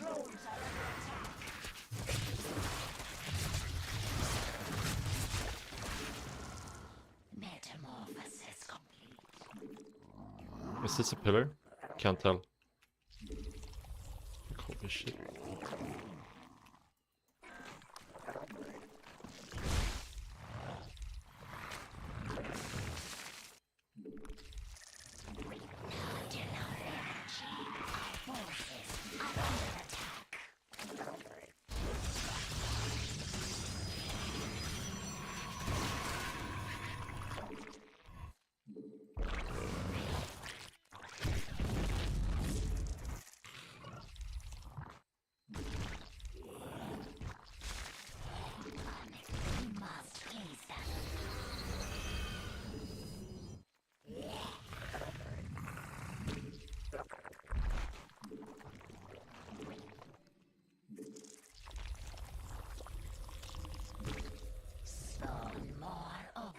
We require more minerals.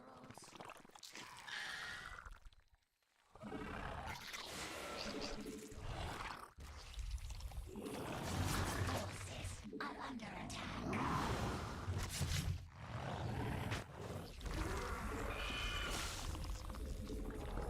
Spawn more. We must place that on creep.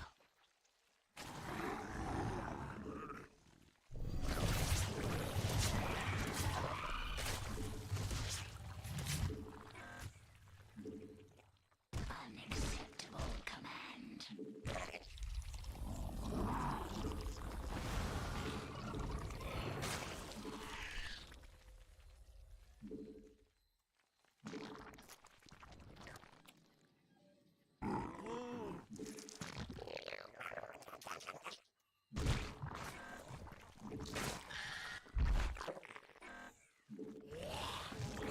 Not enough energy.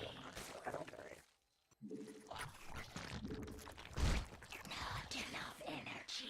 How do you launch PTR?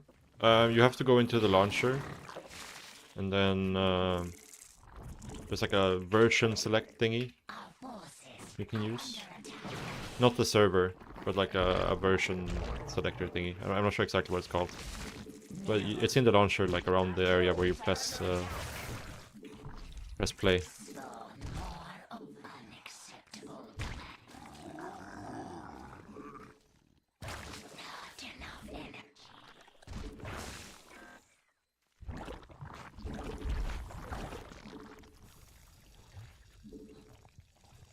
Our forces are under attack. Not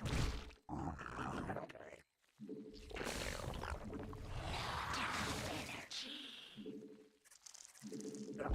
Mineral field depleted. Still making a lot of queens. Yeah, we don't really have a choice, Unacceptable I think. Don't really think you have much of a choice. unacceptable command.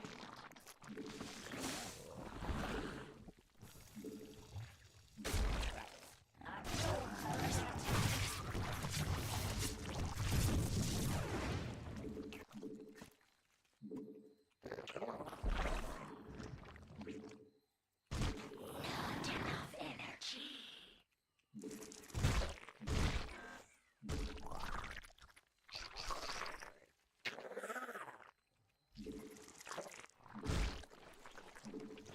Wait, will this crush the minerals if I kill it? Ah.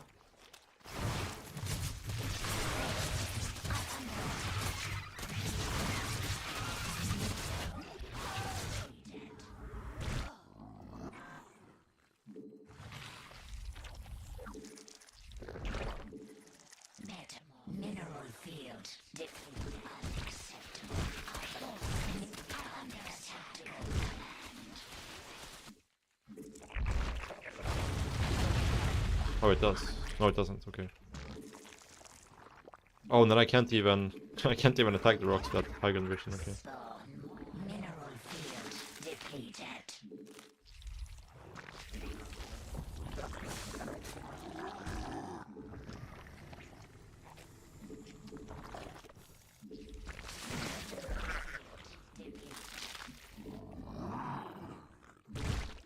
We require more Vespene gas.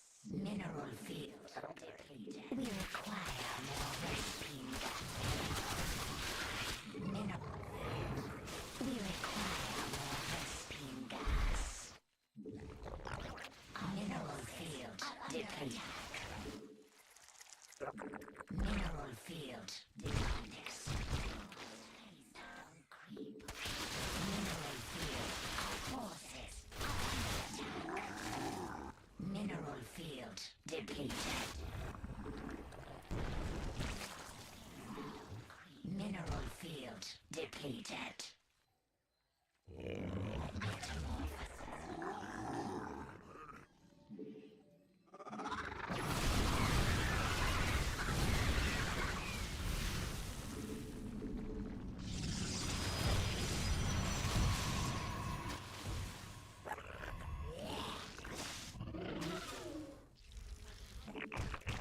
Mineral field depleted.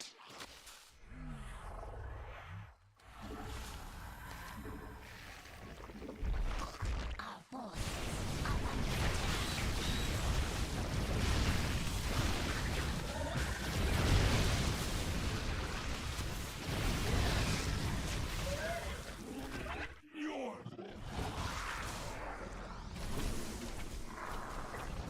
Our forces are under attack.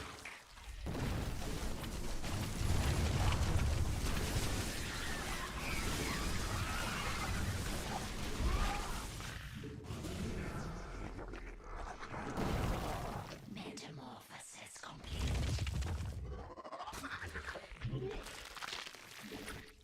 Unacceptable command. Metamorphosis.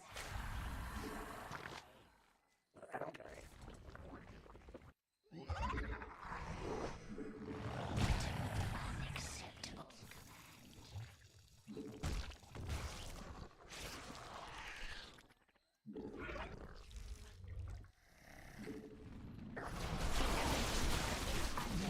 Our forces are under attack.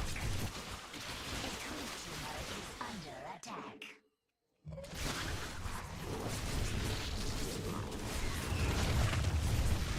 Our forces are under attack.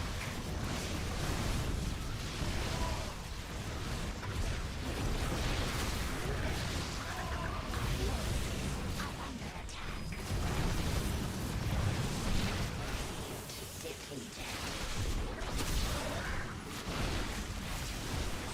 Complete. We are at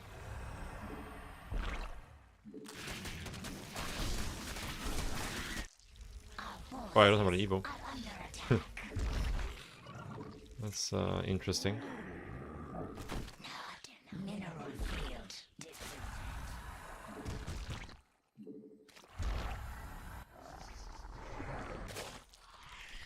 Metamorphosis complete.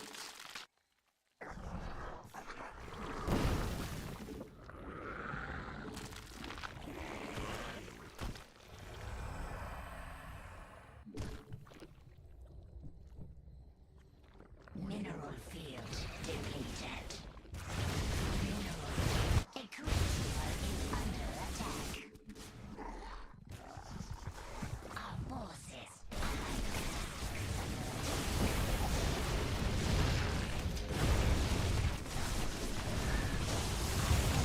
A creature is under attack. Mineral field depleted. A creature is under attack.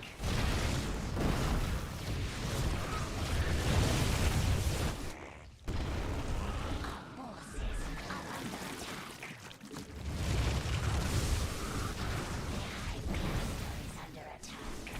Oops. A creature is under attack.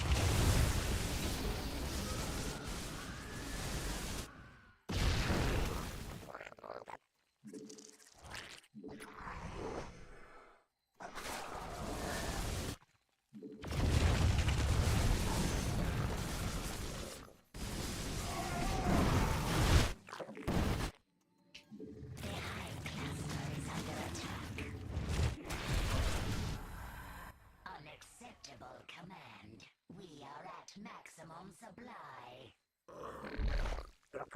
Our forces are under attack. Our forces are under attack. Not enough energy.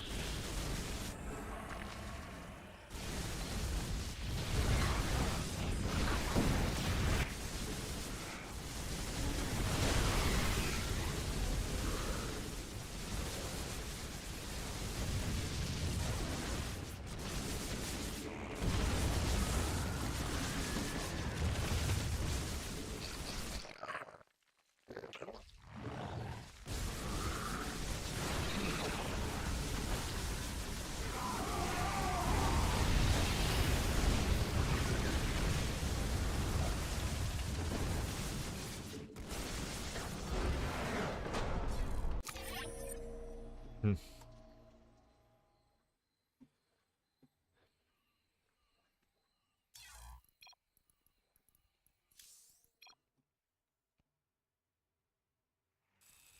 The energy overcharge bring back early Phoenix? I don't think so. Because that's not really the problem with the Phoenix. Like it's um like it's not really an energy problem thing. To be honest, I don't see too much utility for the early energy overcharge thing outside of like defense. Like when you're getting attacked, having like extra force field energy or extra oracle energy. I think it's gonna be nice later on though once you have high templars.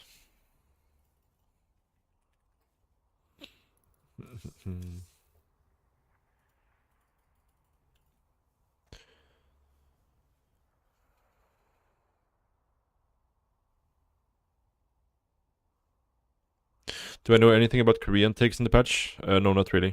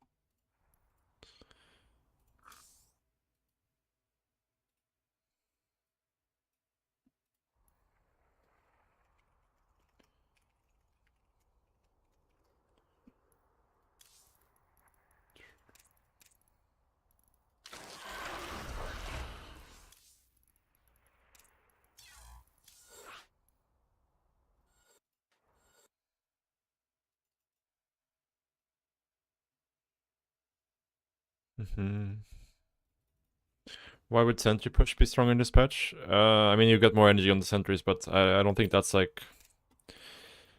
Yeah, it's more of a defensive tool. The one thing I think can be very, very cool is like sentry openers, and then you just have perfect scouting the entire game. But again, scouting isn't really a problem for Protoss, so...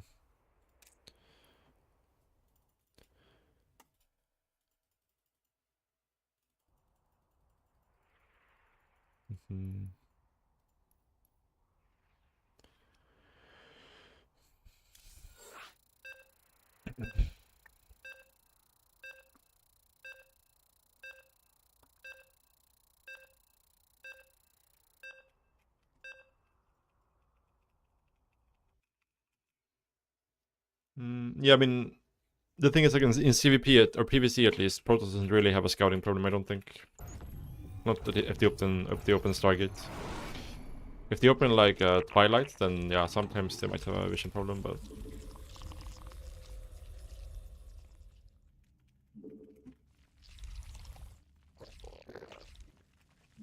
We require more We require more minerals.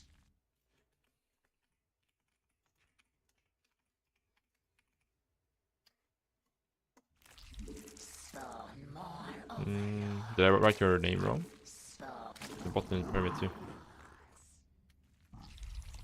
Oh, I wrote permit wrong. Holy shit. Permit. Double square here. There we go.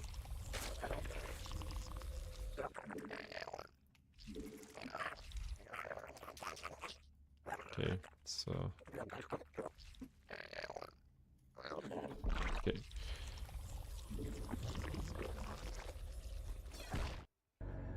I have to redo this game. What's up, Spiriel?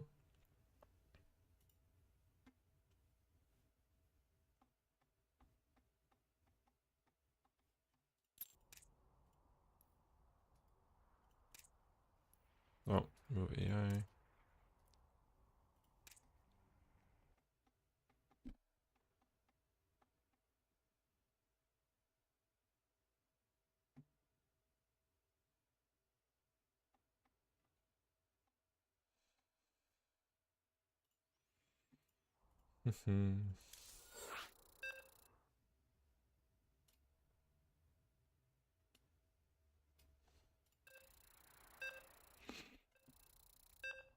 The patch bit's coming along. I mean, I think I figured out a build or in CBZ at least to be safe versus spine stuff, and it felt pretty decent. I might actually use it in CVT as well because you get your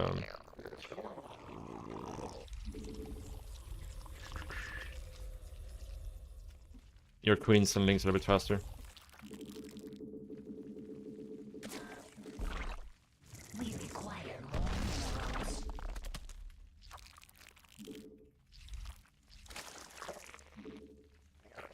This is probably not the best way to do it. Maybe it's fine. I'm not sure.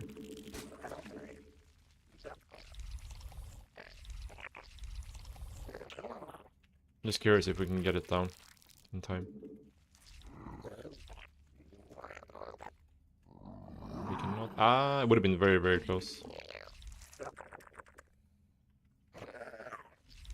So 15 hash with Overlord is blockable. We require more minerals. We require more minerals.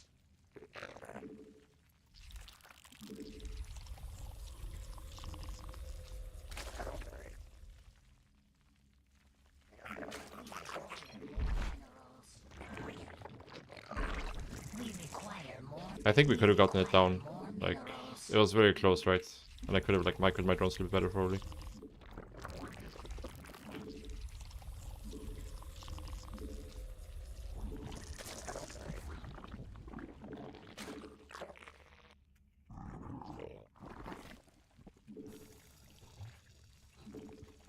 Yeah. I mean, I have this like, you know, if the Terrans aren't going complete bad shit over a patch, then you should be worried, for sure.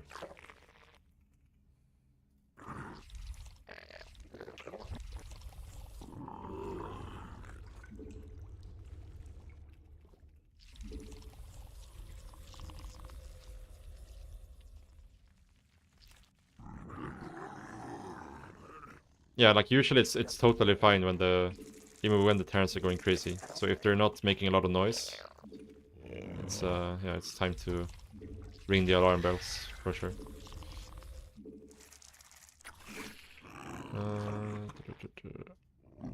I personally don't think that Protoss needed any help, but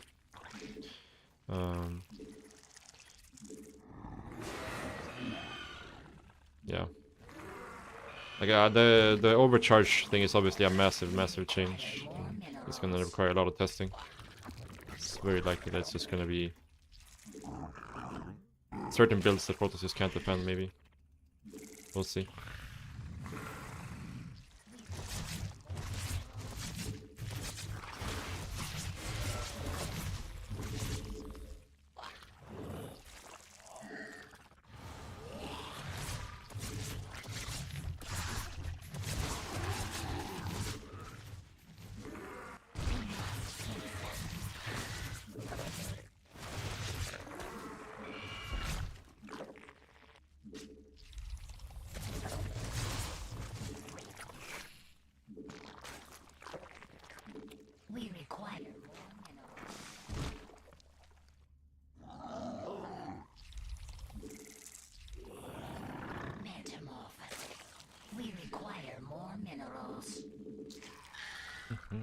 Well, that's the thing. Like, hero can beat every single Zerg player in the same tournament. Let's use Masters Coliseum last year or this year as an example.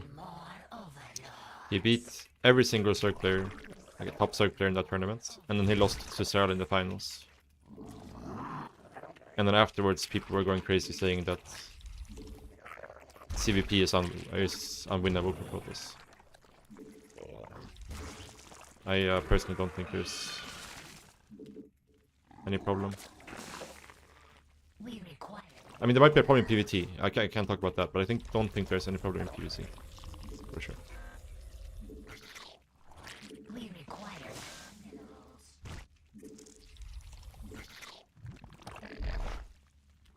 Need the sport change. I mean,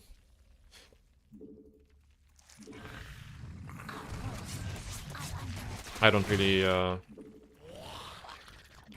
care either way. It's definitely a buff for the sport, for sure. But the queen is also nerfed, so.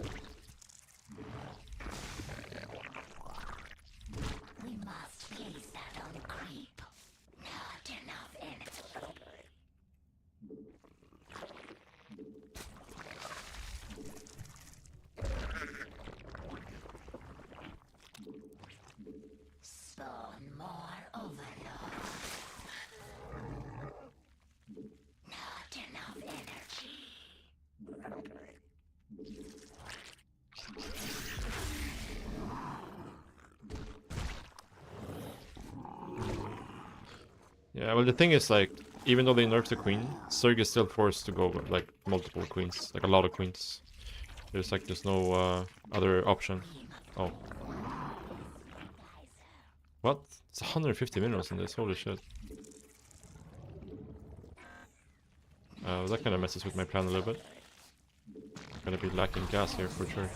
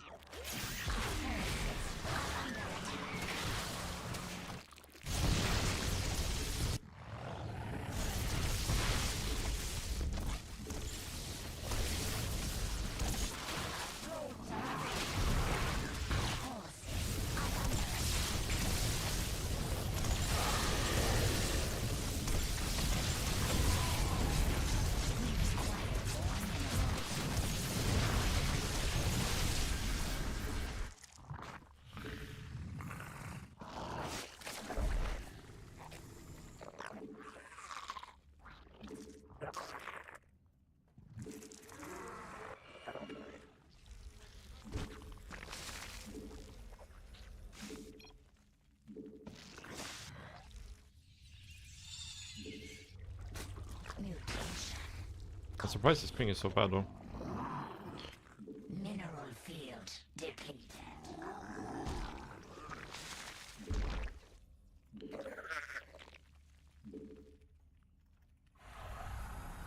Mineral field depleted.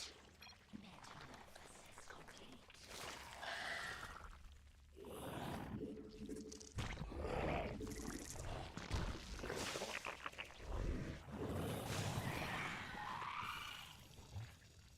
Oh yeah, then I'm not surprised. Holy shit, I thought we were playing on Central.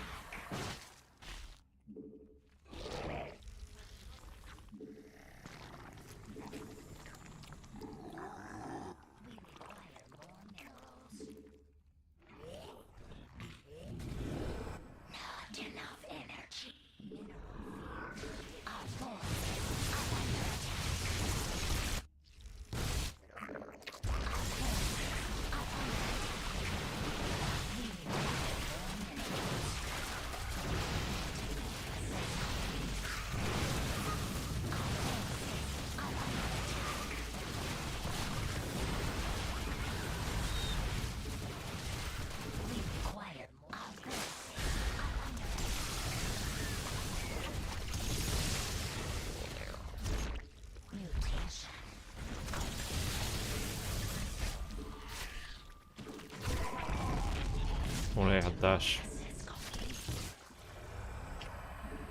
Mineral field depleted. Our metamorphosis under attack. Our forces are under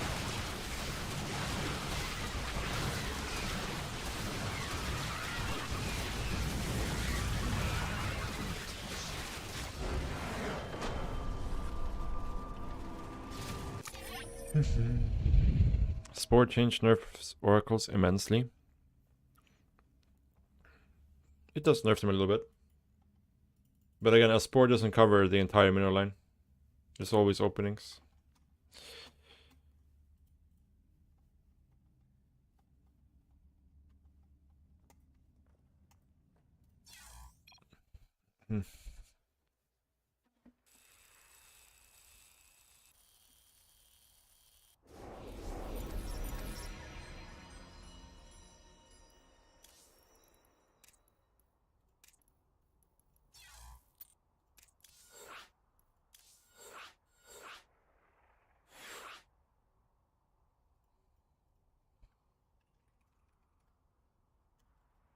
Alright. I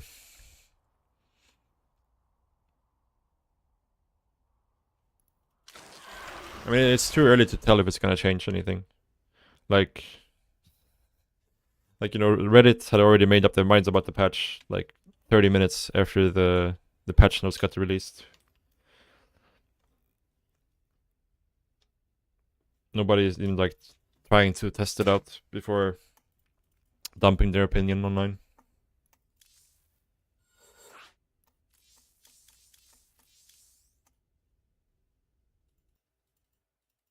You're just really insane in ZVZ now? I can actually imagine that, yeah.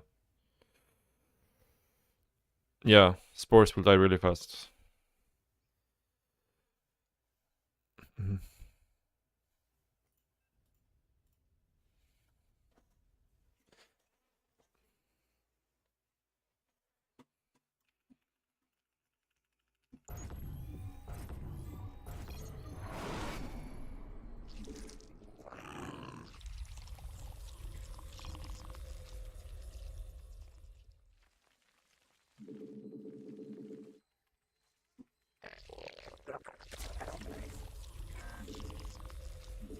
I think let's try playing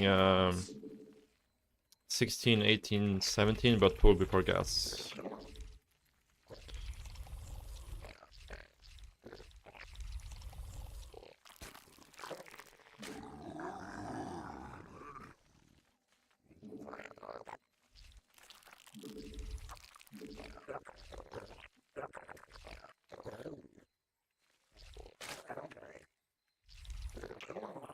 We require more minerals. We require more minerals. We require more minerals. We require more minerals.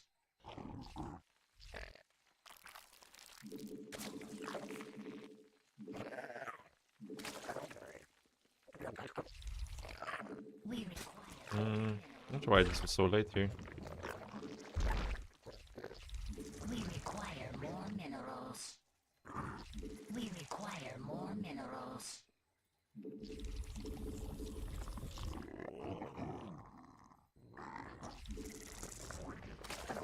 Hey, what's up, Tilo? I mean, I think the brutal buff, it's definitely a buff. The bug fix is a bigger buff than the broodling buff, for sure. Like, the bug fix is actually very nice.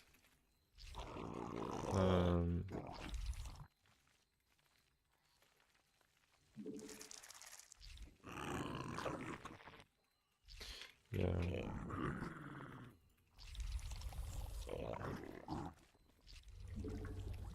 We require minerals. Yeah. It's just hard, I think, because Protoss needs to get harder to play before it can get better. That's the problem right now.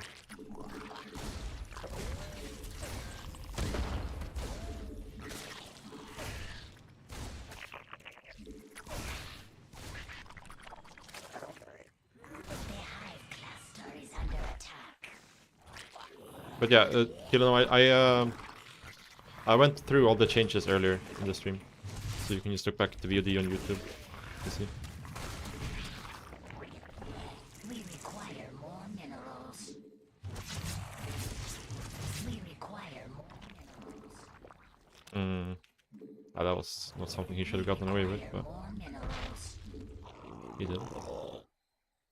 I hate this map, but there's like no, there's no pillar. Spawn more overlord. Oh, there's a fire block, holy shit. Not a good start. Spawn more.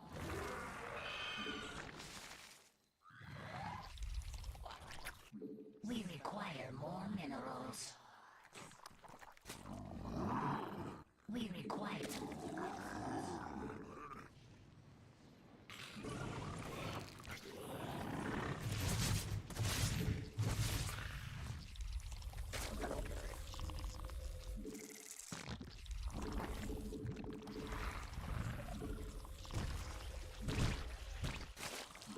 We require more minerals.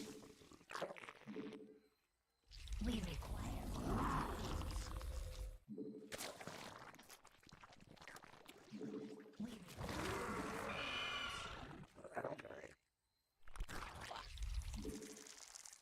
Not this game, yeah, but the previous game we were playing with the French gurus.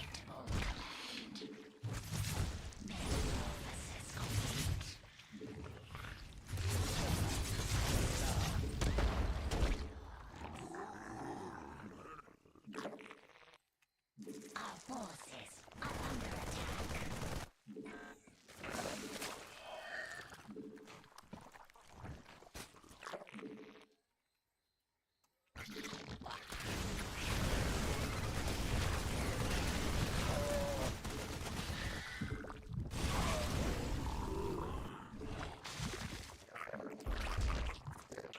I should also mine this out before he actually...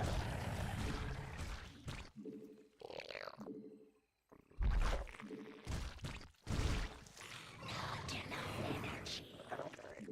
Spawn more over.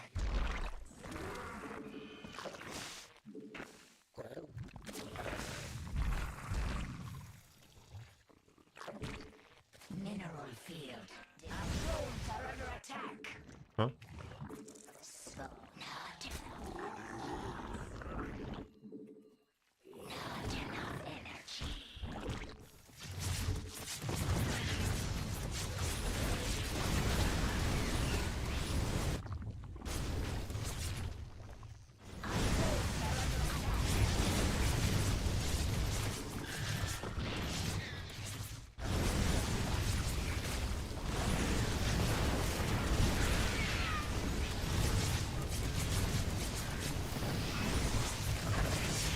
Our forces are under attack.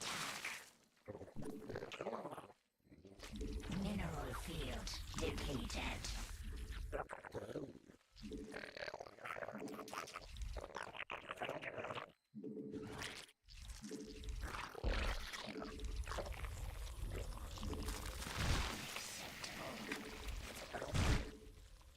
Not enough energy.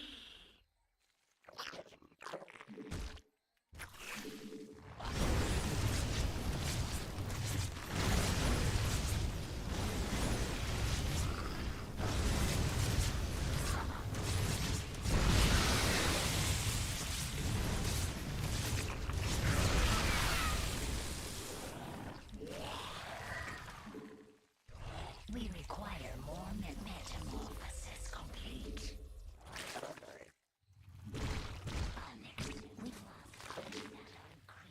Unacceptable command. Mineral field depleted.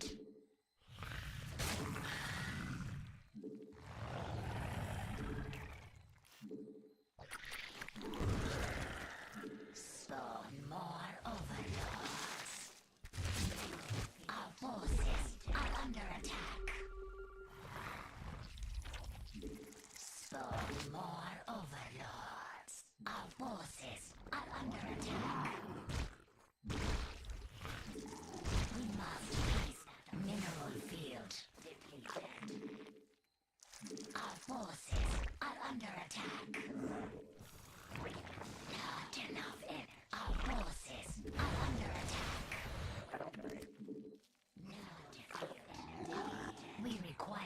more minerals. Mineral mutation complete. Not enough energy.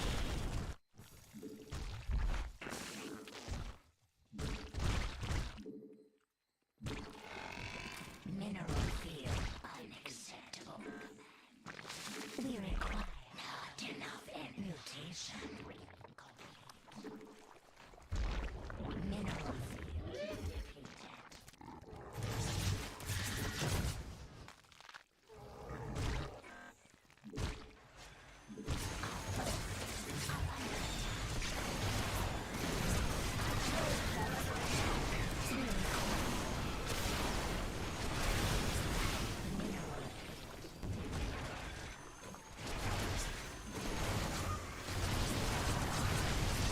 Mineral field depleted.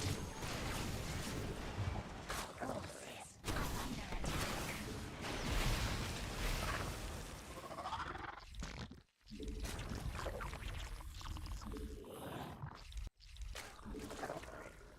Spawn more overlords.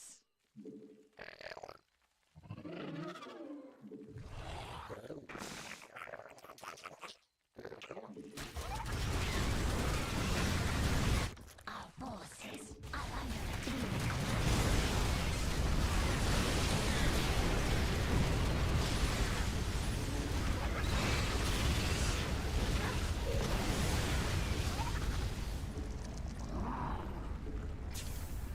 We require more Vespine gas.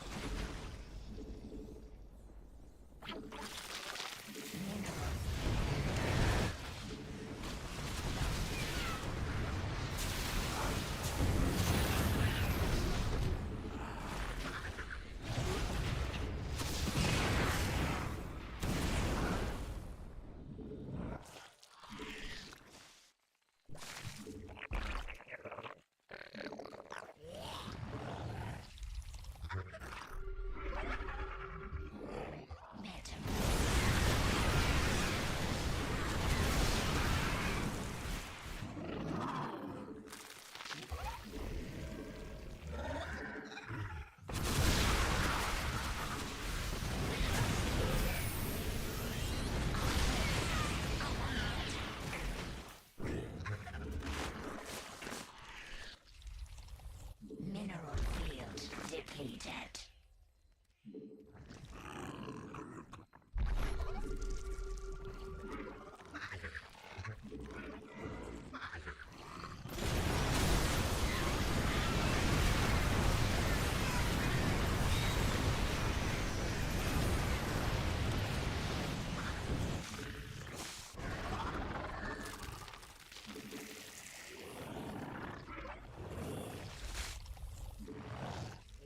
Mutation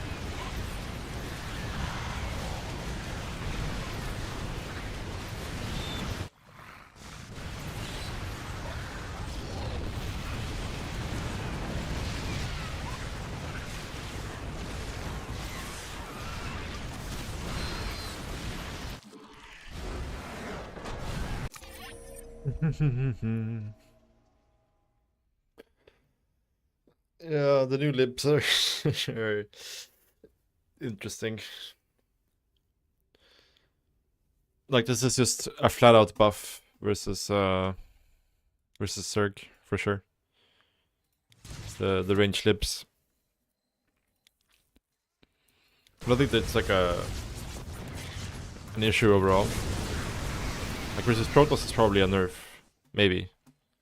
Because it's like they can just blink under the Liberators, I can snipe them. But like, as a Zerg, you have to run through the circle. Because it's so big now. Usually like you could go around it. Go around the sides. But now it's just like kind of insane.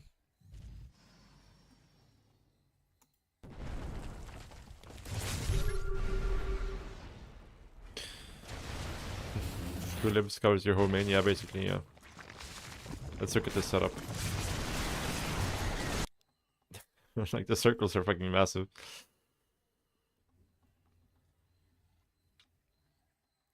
They didn't change the damage? No, they didn't change the damage. And the range is like 0.75 shorter. Like from here to here, right? From here to here. But it's...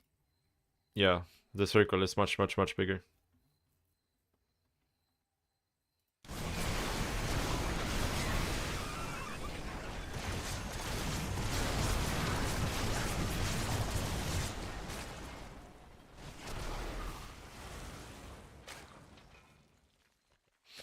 Will the maps be out with the patch? I have no idea. These are the ladder maps that are on the PTR.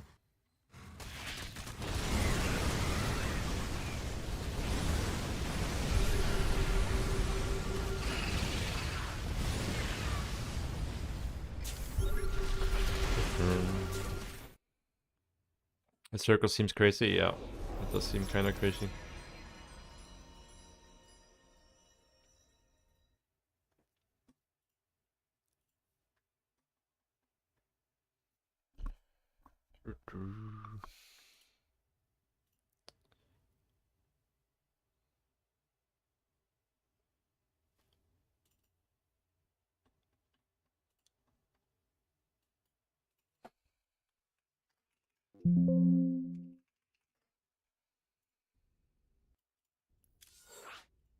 Let's play one more game, guys. Then I gotta go, I'm afraid. It's gonna be a bit of a shorter stream today. But tomorrow we're gonna be streaming again. And yeah.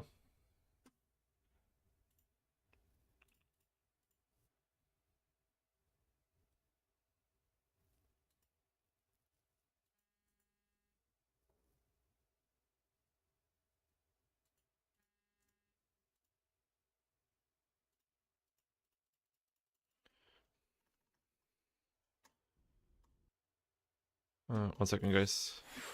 I think I actually gotta go right now, guys.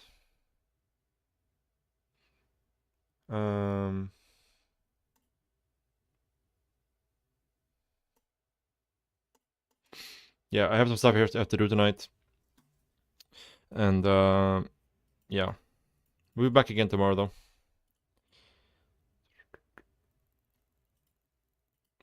We'll try to play some more PTR tomorrow. If we can't find any games, we'll play the normal server, but we'll try to play some PTR. How can you play PTR? Just go to the launcher and where it says game version, just click there. And you should be able to find the PTR.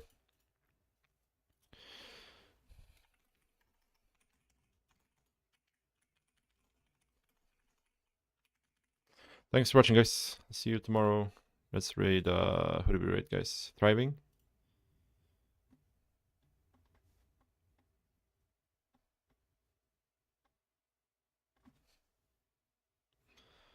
Let's raid Thriving.